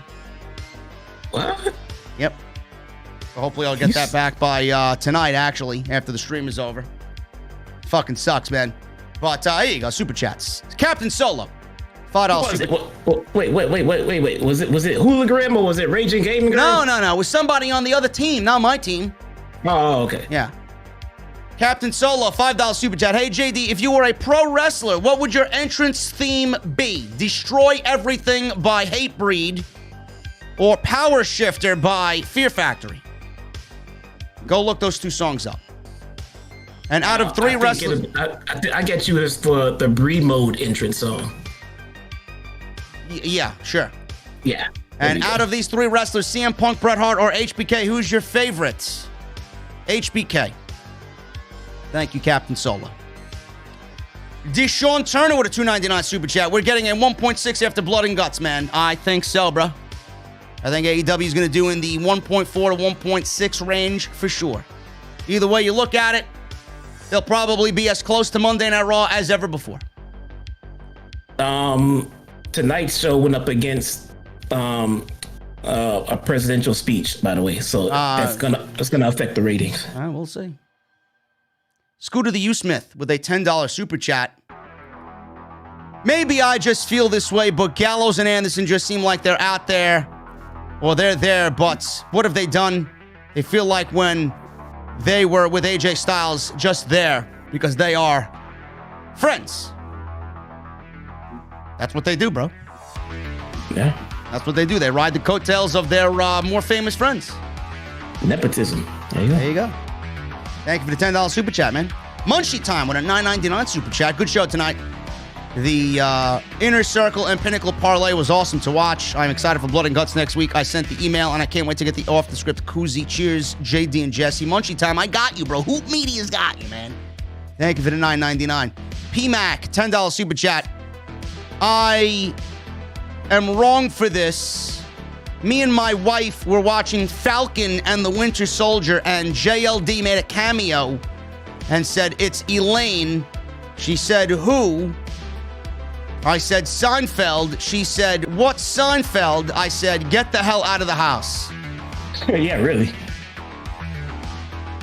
You know, your wife doesn't know who Seinfeld is or what Seinfeld is? What planet is she from? It's like one of the greatest sitcoms of all time. That with Married with Children. Married with Children is. You know what I have? I have a fucking a No Ma'am t-shirt. Oh man, those are vintage. I have a t-shirt, and we were going through old laundry the other day, and we were throwing out old t-shirts and shit. Listen, and I want you to wear that. I want you to wear that in. I want you to wear that in Jacksonville. No, she said, we keeping this or throwing it out. I said, you kidding me? It's a fucking collector's item, man. Yeah, wear that in Jacksonville. Wear that to the meet and greet. I should. P-Mac. Listen, bro, you gotta educate your wife, bro. Man. Come on. Greatest sitcom of all time. Yeah. Seinfeld, Married with Children. Don't forget Third Rock from the Sun. Can't forget that one, another classic. Saved by the Bell. You lost me there. Boy Meets World. You lost me Family there. Matters. Prince, Family Matters. Fresh Prince. Fresh Prince. Come on, man. Great stuff. Scooter used to be the Cosby Show, but yeah, I was never a big Cosby guy. Cosby was good. Then he was started. When you see what he starts to doing to women, man, you kind of feel bad about liking the guy. I know. Scooter the U Smith with the $5 super chat. Correct me if I'm wrong, but FTR, formerly known as the Revival, was in War Games match in NXT, right? And Santana Ortiz are going to be the standouts. Yes, they are. I think they were in. Were they in War Games? No, they were not in War Games. Not that I recall. Undisputed Era was in every War Games match, and FTR was not there. I don't think. I don't think so. Who would they have been there with? I don't know. Yeah, I don't think so. Jacob Donnelly. My favorite part of the parlay segment was neither teams laid a hand on each other. I always hate when WWE does that before a big match. You are correct, Jacob. I like it. Next week, they get their hands on each other the way it should be. DJ with a $4.99 super chat. Miedo exploding on Kip put a smile on my face and nice new background, bro. I love it. You're the coolest podcaster and YouTuber right now. Thank you, DJ. I appreciate you, bro. P-Mac with a $5 super chat. You're getting yourself a koozie, brother. Make sure you email me, man.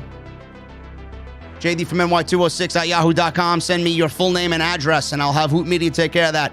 I'm 38. She's 10 years younger than me. So she grew up on SpongeBob and Hannah Montana shit. Like that don't know what real TV is. Hashtag Cameron Grimes to the moon. I'm sorry, bro. It's very depressing. SpongeBob and Hannah Montana. Steelers fan 85, $1.99 super chat. He leaves a foam finger emoji, which I'm assuming he means I'm number one. I appreciate you, bro. The Dud with a $2 super chat. I hope Blood and Guts is number one ranked on cable. It will be. No question. Caleb Bumgarner.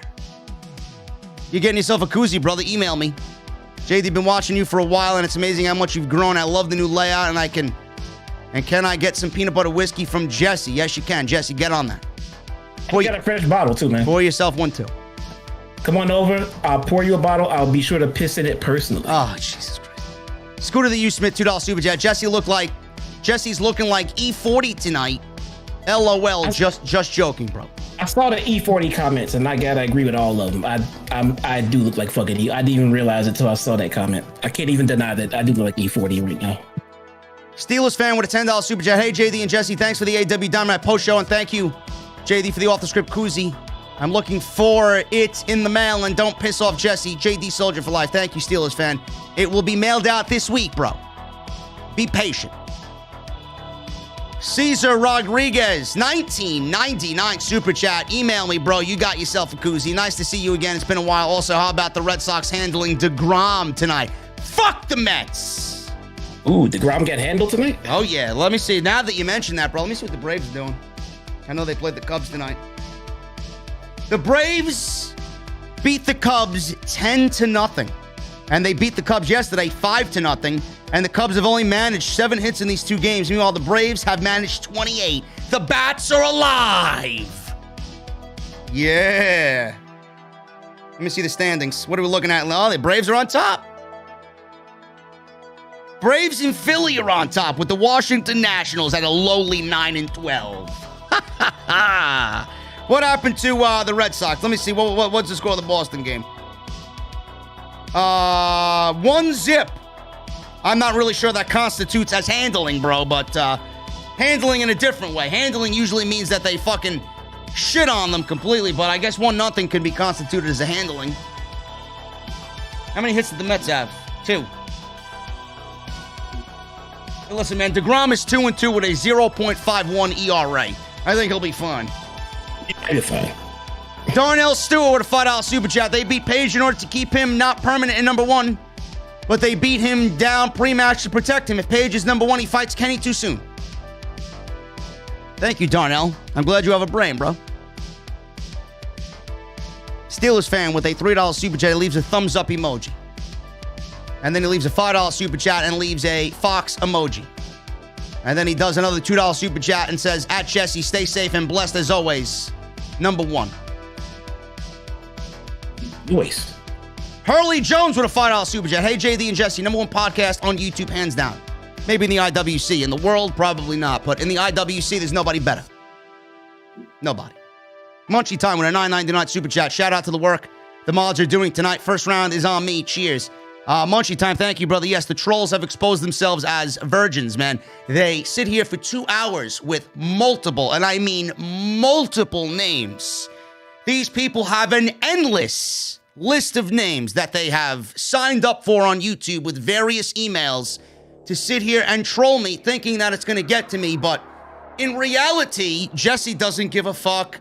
I don't care. I'm here to handle business and then jump on Warzone after the fucking stream is over. And I laugh at all of you because you think it bothers me.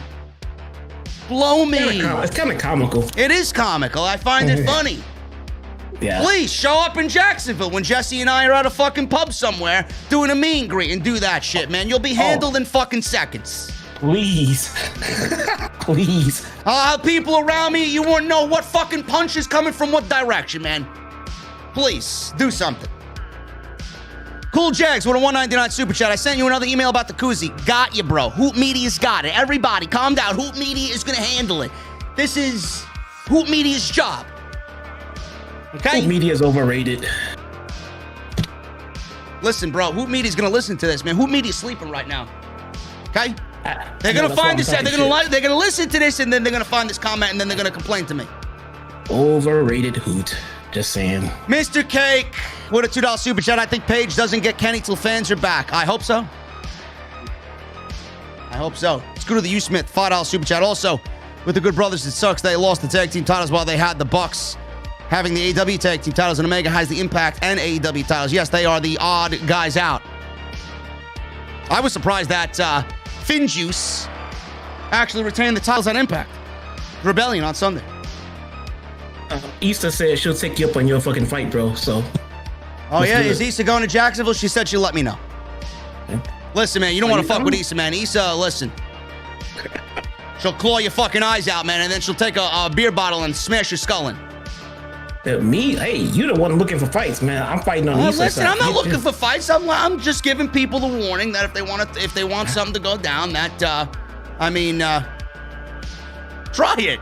What's gonna happen? You may be looking for a fight, man. I'm here at Thunder Rosa may show up if we do a meeting. Hey, man, I already have a date with Thunder Rosa on June 6th. Listen, she actually got pulled from that show. Yeah, right. Go check it. Why would I lie to you? Go check it. They pulled her from the show, and go get your refund. I will get my refund too. Damn it. Steeler fan with a $10 super chat. Hot shit. When is Titus Catering Services for all wrestling companies available? I don't know, man. The Bucks are great. What's next for Sting and Cody? Sting is going to manage Darby and Cody. He's going to be by Brandy's side as she gives birth. JD, your thoughts on Dream Match, Bucks versus Hardy Boys? In theory, would it happen Sunday? It will, because the Hardys are coming to AEW. That's where they're going to retire, bro. Michael Raymond with a $5 super chat. Trent was born with a match, didn't we? Right before WrestleMania. Yeah, I know. As a closing chapter to their career. Trent was born with a mouthful of tiny teeth, but they all fell out when he was a kid. Don't make fun of Trent. I'm sorry, Michael. TLG Kevin with a $19.99 super chat. First off, prayers to Salrex. Next, I'm so excited for Blood and Guts, it's not even funny. I'm finally going to watch AEW live again. Can't wait. And shout out to the OTS fam. You know how I am. Here's a bit of my tip today. Kevin, thank you for the $20 super chats, man. If you have not emailed me, I got so many emails, I don't know. But if you have not emailed me about the koozie, please do. I think you did. But thank you, man. Cal L, $7.50 super chat. I really like the chemistry with you two. You're definitely brothers from other mothers. Mustangs rule. Much love from Pittsburgh to you. Thank you, Cal L. Thank you, Cal L. I have a confession for the group. I'm not a Mustang fan. That's cool. JD knows, but the chat might not know. I'm not a Mustang fan. I'm a Dodge fan, though. There you go. Dodge fan. So every day I gotta sit in that fucking Mustang with this guy is like torture to me, man. Torture. Listen, man, we may be renting a Mustang for Jacksonville. Gonna pull up to the meet and greet. Fucking pilot's gonna be playing. You know I'm there. Oh, let's get a Charger, man. Fuck a Charger. How am I gonna show up to my own meet and greet in something that's not a Mustang? You kidding me? I take mine down there, but I'm not putting the mileage on it to drive to Jacksonville.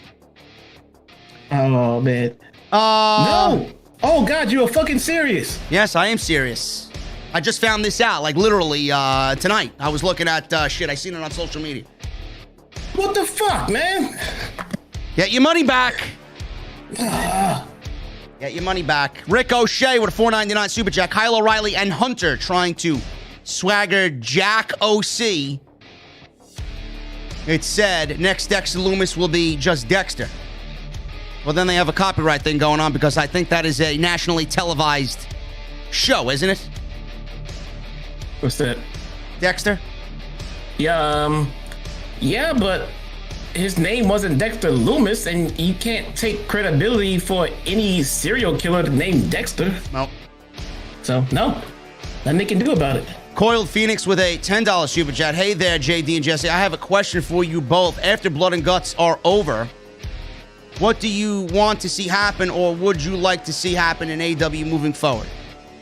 I'm going to answer this in the simplest way possible, Coiled Phoenix. Thank you for the $10 super chat. I just want more consistency. I want these shows to continue to build week to week with everything that happens in the weeks prior. I want everything that happens in the weeks prior to matter. Because we don't get that on Raw. You'll watch Raw on Monday, and whatever happened last week or the week before that don't even matter. What do you want to happen, Jesse, after Blood and Guts? What would you like to see happen? Why'd she pull out of the fucking show? God damn it, dog. Listen, man, you're saving yourself an ass kick. No, she's running from me. You ever think about okay, that? I'll make sure I'll relay that message to her. You ever think about that? Hey. Yes, because she knew that you were going to be in attendance. I'm like, I got to pull off this show. Jesse's going to be there. I DM'd her. I told her I was going to be there. So and now you know why she pulled out of the show. Yeah. So that's fine. That's cool. Robert Lamoa with a $5 super chat. I think you guys might need to start the bench business now because the comment section, there's a lot of low-life virgin trolls. Listen, man, I can't help that they have no life on a Wednesday night. I can't help that they find me so goddamn attractive, bro. That they want to spend their Wednesday night with me. I can't help that they don't have a girlfriend that they want to spend time with, man. They're here in my chat on my live stream. I mean, man. Michael Raymond with a $2 super chat. Orange was number 2 in the rankings. OC versus Omega at Double or Nothing. No. Not going to happen. After Blood and Guts, that the Pinnacle most definitely have to win. Yeah. They need to get Hardwood and Cash back into the tag team picture, which is another reason why the Bucks could be dropping those titles to some baby faces. Yeah, now that you mention that, that's actually not a bad point. So yeah, we'll see. Yeah. Indigo, $5 super chat. Hey, JD and Jesse, much respect. My prayers to Sal Rex. Dynamite was a very good episode. Blood and Guts should be good. Another awesome live stream. Thank you, Indigo. Always here is Indigo. Mr. Cake with a $2 super chat. Dax may be the best promo in AEW. He made LAX tick. Dax is awesome, bro. Dax Harwood is fucking awesome. He was always good, though. WWE just didn't see because they're a bunch of fucking idiots. Kareem Wilson with a $5 super chat. The Summer of Love. The Summer of Love line lost me at first, but the way he ended it, good God. Jericho needed this fire of a promo. Take notes, Mr. Maxwell. Take notes. I don't think Max needs to take notes from anybody, man. Max is probably the best promo in the business. Scooter the U-Smith with a $2 and a $5 super chat. You never used Balrog or Zangief. How the fuck can you? LOL. Because I need to use somebody with a projectile, man. You know, when I played Marvel vs. Capcom, you know who my favorite character was? Iron Man. Because he shot that fucking laser beam from his shoulder, and then his superpower was the fucking mega laser beam. So. Yeah, but Zangief, you're supposed to spin through the projectiles. No, sorry. Yeah, nobody's getting through fucking Iron Man's mega cannon, bro. I'm sorry. I never get that. You get a fireball shot at you from somebody, and this fucker can spin in a circle and avoid it. How the fuck does he do that? Listen, man, those Russians always up to some collusion, bro. Fucking shit, man. Robert Lamoa, $5 super chat. JD and Jesse, trust me, that punch to the gut is organ damage devastating. I got punched in the gut like Anthony did them, and it made me retire from boxing. This is wrestling, bro. Okay. The point is, I don't want to see boxing punches done from a pro wrestler, bro. I want to see a pro wrestling move from a pro wrestler. AO punch. I wonder if he learned that from Big Show's over there now. By the way, Scooter the U-Smith, I missed one of your super chats. He says, Anthony Ogogo trying to show he can be Balrog in a new live-action Street Fighter movie. Laughing my ass off. Probably would be better than the one from the 95 movie. Yeah, the one from 95 was awful. Cal L with a $7.50 super chat. Cal L, I think this constitutes as $15, bro. Email me, man. You got yourself a koozie. Full name and mailing address, and Hoot Media will get on that at JDfromNY206 at yahoo.com. The best boxer on any fighting game was TJ Combo Killer Instinct Ultra Combo. Thanks for getting me down that road again. Mustangs rule. Thank you, Cal L. Never played Killer Instinct, man. Really? Oh, why was TJ Combo so good, but Balgrad, that guy sucked. I don't know. I never played Killer Instinct. Oh, Killer Instinct was awesome. Scooter the U-Smith with a $5 super chat. Anthony Ogogo trying to be Captain Falcon Punch, or a little Max from Mike Tyson's Punch Out. Watch him get a Rocky Balboa vignette. I don't give a fuck what they do with him. Just get him in the ring and have him do wrestling moves. Scooter the U-Smith with another $2 super chat. What do you guys think of Stone Cold's remix theme? I didn't hear it, and I would probably hate it. Does he mean the one right after his original with the when he turned heel? That one? I don't know. He didn't say. I mean, he had his original, but then they had the little remix they did like after 17. Yeah, and that was the only two he had. Yeah, he only had two. So the second one was the remix. So if he means that one, then that one you know. Yeah, the one by Disturbed I liked too. That one was all right. Didn't Disturbed do the remix? Is that the remix he's talking about? If that's the case, I like that one, but I don't like it better than the original. I think that's the one they're talking about. It's the second theme that he came out to in WWE. Yeah, if that's the one he's talking about, I don't mind that one. But as far as the original, I like the original better. Paul Shaw with a $15 super chat. Looking forward to Blood and Guts. Great show tonight, JD. Keep it up. Paul, thank you so much, brother. Email me if you have not done so, man. You got a koozie coming to you. Leave me a full name and mailing address. Email me, JDfromNY206 at yahoo.com. Francisco Coronado with a $5 super chat. Who do you think would win between Batista and Brian Cage? Now? Brian Cage. Caleb Bumgardner, $5 super chat. JD, you're amazing, bro. Did you get my email? I don't know, man. I more than likely did. I see my emails compiling up here. Let me check. I'll check for you right now. Yes, I did, bro. I got you. Who Meaty's gonna take care of you, man? NYC Demon Diva, Issa. $4.99 super chat. Love the visual during the MJF Jericho moment. Felt like the last looking into the future. Keep up the good work. Cheers. Thank you, Issa. Hopefully you are feeling much better, and I hope that you had a great trip to Chicago. I think you're back now, right? Hopefully you're back. She's back. Hopefully you're back. Jack Brewer with a $15 super chat. Finally got caught up with your show. Been working long hours. Love the new venue. See you on Friday night for Roman and Daniel. Can't wait. Can't wait. That's going to be great on SmackDown. A WWE show I'm looking forward to. And of course, it's with Roman and Daniel Bryan. Go figure. Thank you, Jack Brewer, the $15 super chat. If you have not emailed me, email me. You got yourself a koozie, brother. Hooligan with a $5 super chat. A really fun show tonight, guys. Shout out to my brother Edgar Estrada. Jesse, get the hate out your heart, bro. Bring back Edgar Mod. OTS for life. What are you talking about? Bring back Edgar Mod. Edgar's not a mod anymore. Yeah. I don't think Edgar wants to be a mod anymore. I mean, he can't agree to not unban people, man. What? I said, hey, if you just stop unbanning people that other mods have banned, then you're good. He said, fuck that. I'm doing what I want, and he won't reply back. He didn't say fuck that, but he won't reply back. Well, I gotta look into that. He won't reply back. All he has to say is he won't unban people, and he won't do that. So, I mean, what do you want me to do? I don't know. We'll see. What do you want me to do, man? Kal-El with a $5 super chat. My dream podcast, Shady, Jesse, Solid Monster.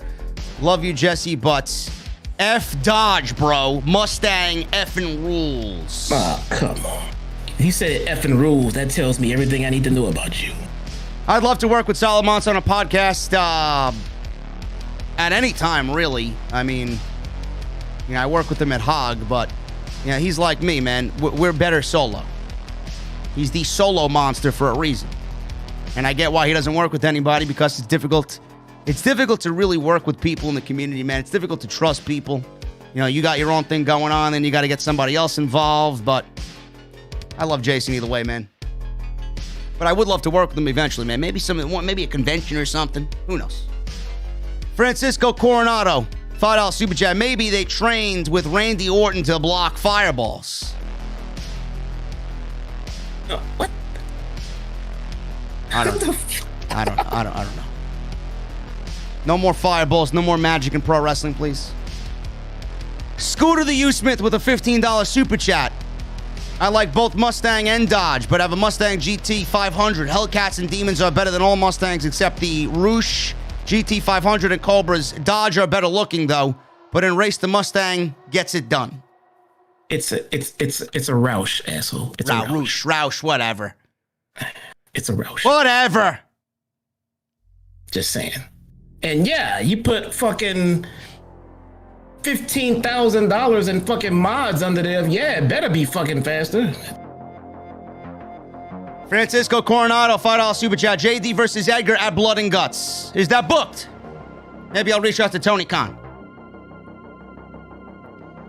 Branch Oak with a $1.99 super chat. Who would win in a match? Billy Kay versus Jesse. I'm absolutely taking Jesse. I would. TLG Kevin, $4.99. Just sent the email, JD. Can't wait for the koozie. Thank you, Kevin. I got your email, bro. And Kal-El with a $5 super chat. Hey, JD, I'll whoop Iron Man's ashtray with TJ combo. And what's your email again? Mustang rules. Kal-El, JDfromNY 206 at yahoo.com, brother. Email me. You got yourself a koozie on the way, man. I appreciate everybody that donated, that wanted to get the koozie. You guys are awesome. But I think it's about that time we get out of here, man. I am spent. These podcasts on Tuesday nights, man, they're throwing everything off. I go from Raw, which sucks, to NXT, which is boring, and then Dynamite, man. By the time I get to Dynamite, I'm fucking fed up with wrestling. I really am. Now, tomorrow, I got a day off. I got a day off tomorrow, so we're going to be taking care of business. We'll be back on Twitch. Hey, I'm good. You know why? Because I don't fucking pay attention to Raw on Mondays. Yes, I know, bro. I know. So, that's your own fault, man. Stop watching that shit. But it is what it is.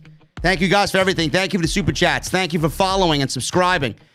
Follow me on social media at JDfromNY206. If you guys want to follow Jesse, his at's on the screen as well. Make sure you guys hit that subscribe button down below. Turn on the bell for all notifications. Hit that thumbs up as well, guys. We are 100 away from 750. Can we do it before we get out of here? We're at 650 right now on the dot. So make sure you guys hit that thumbs up. Let's get to 750. Go check out all the other videos that you might have missed on the channel as well. Monday Night Raw review, NXT review. Tonight was AEW. I'll be back next with Friday Night SmackDown. Daniel Bryan versus Roman Reigns. What happens to Daniel Bryan? What does the future of Daniel Bryan look like?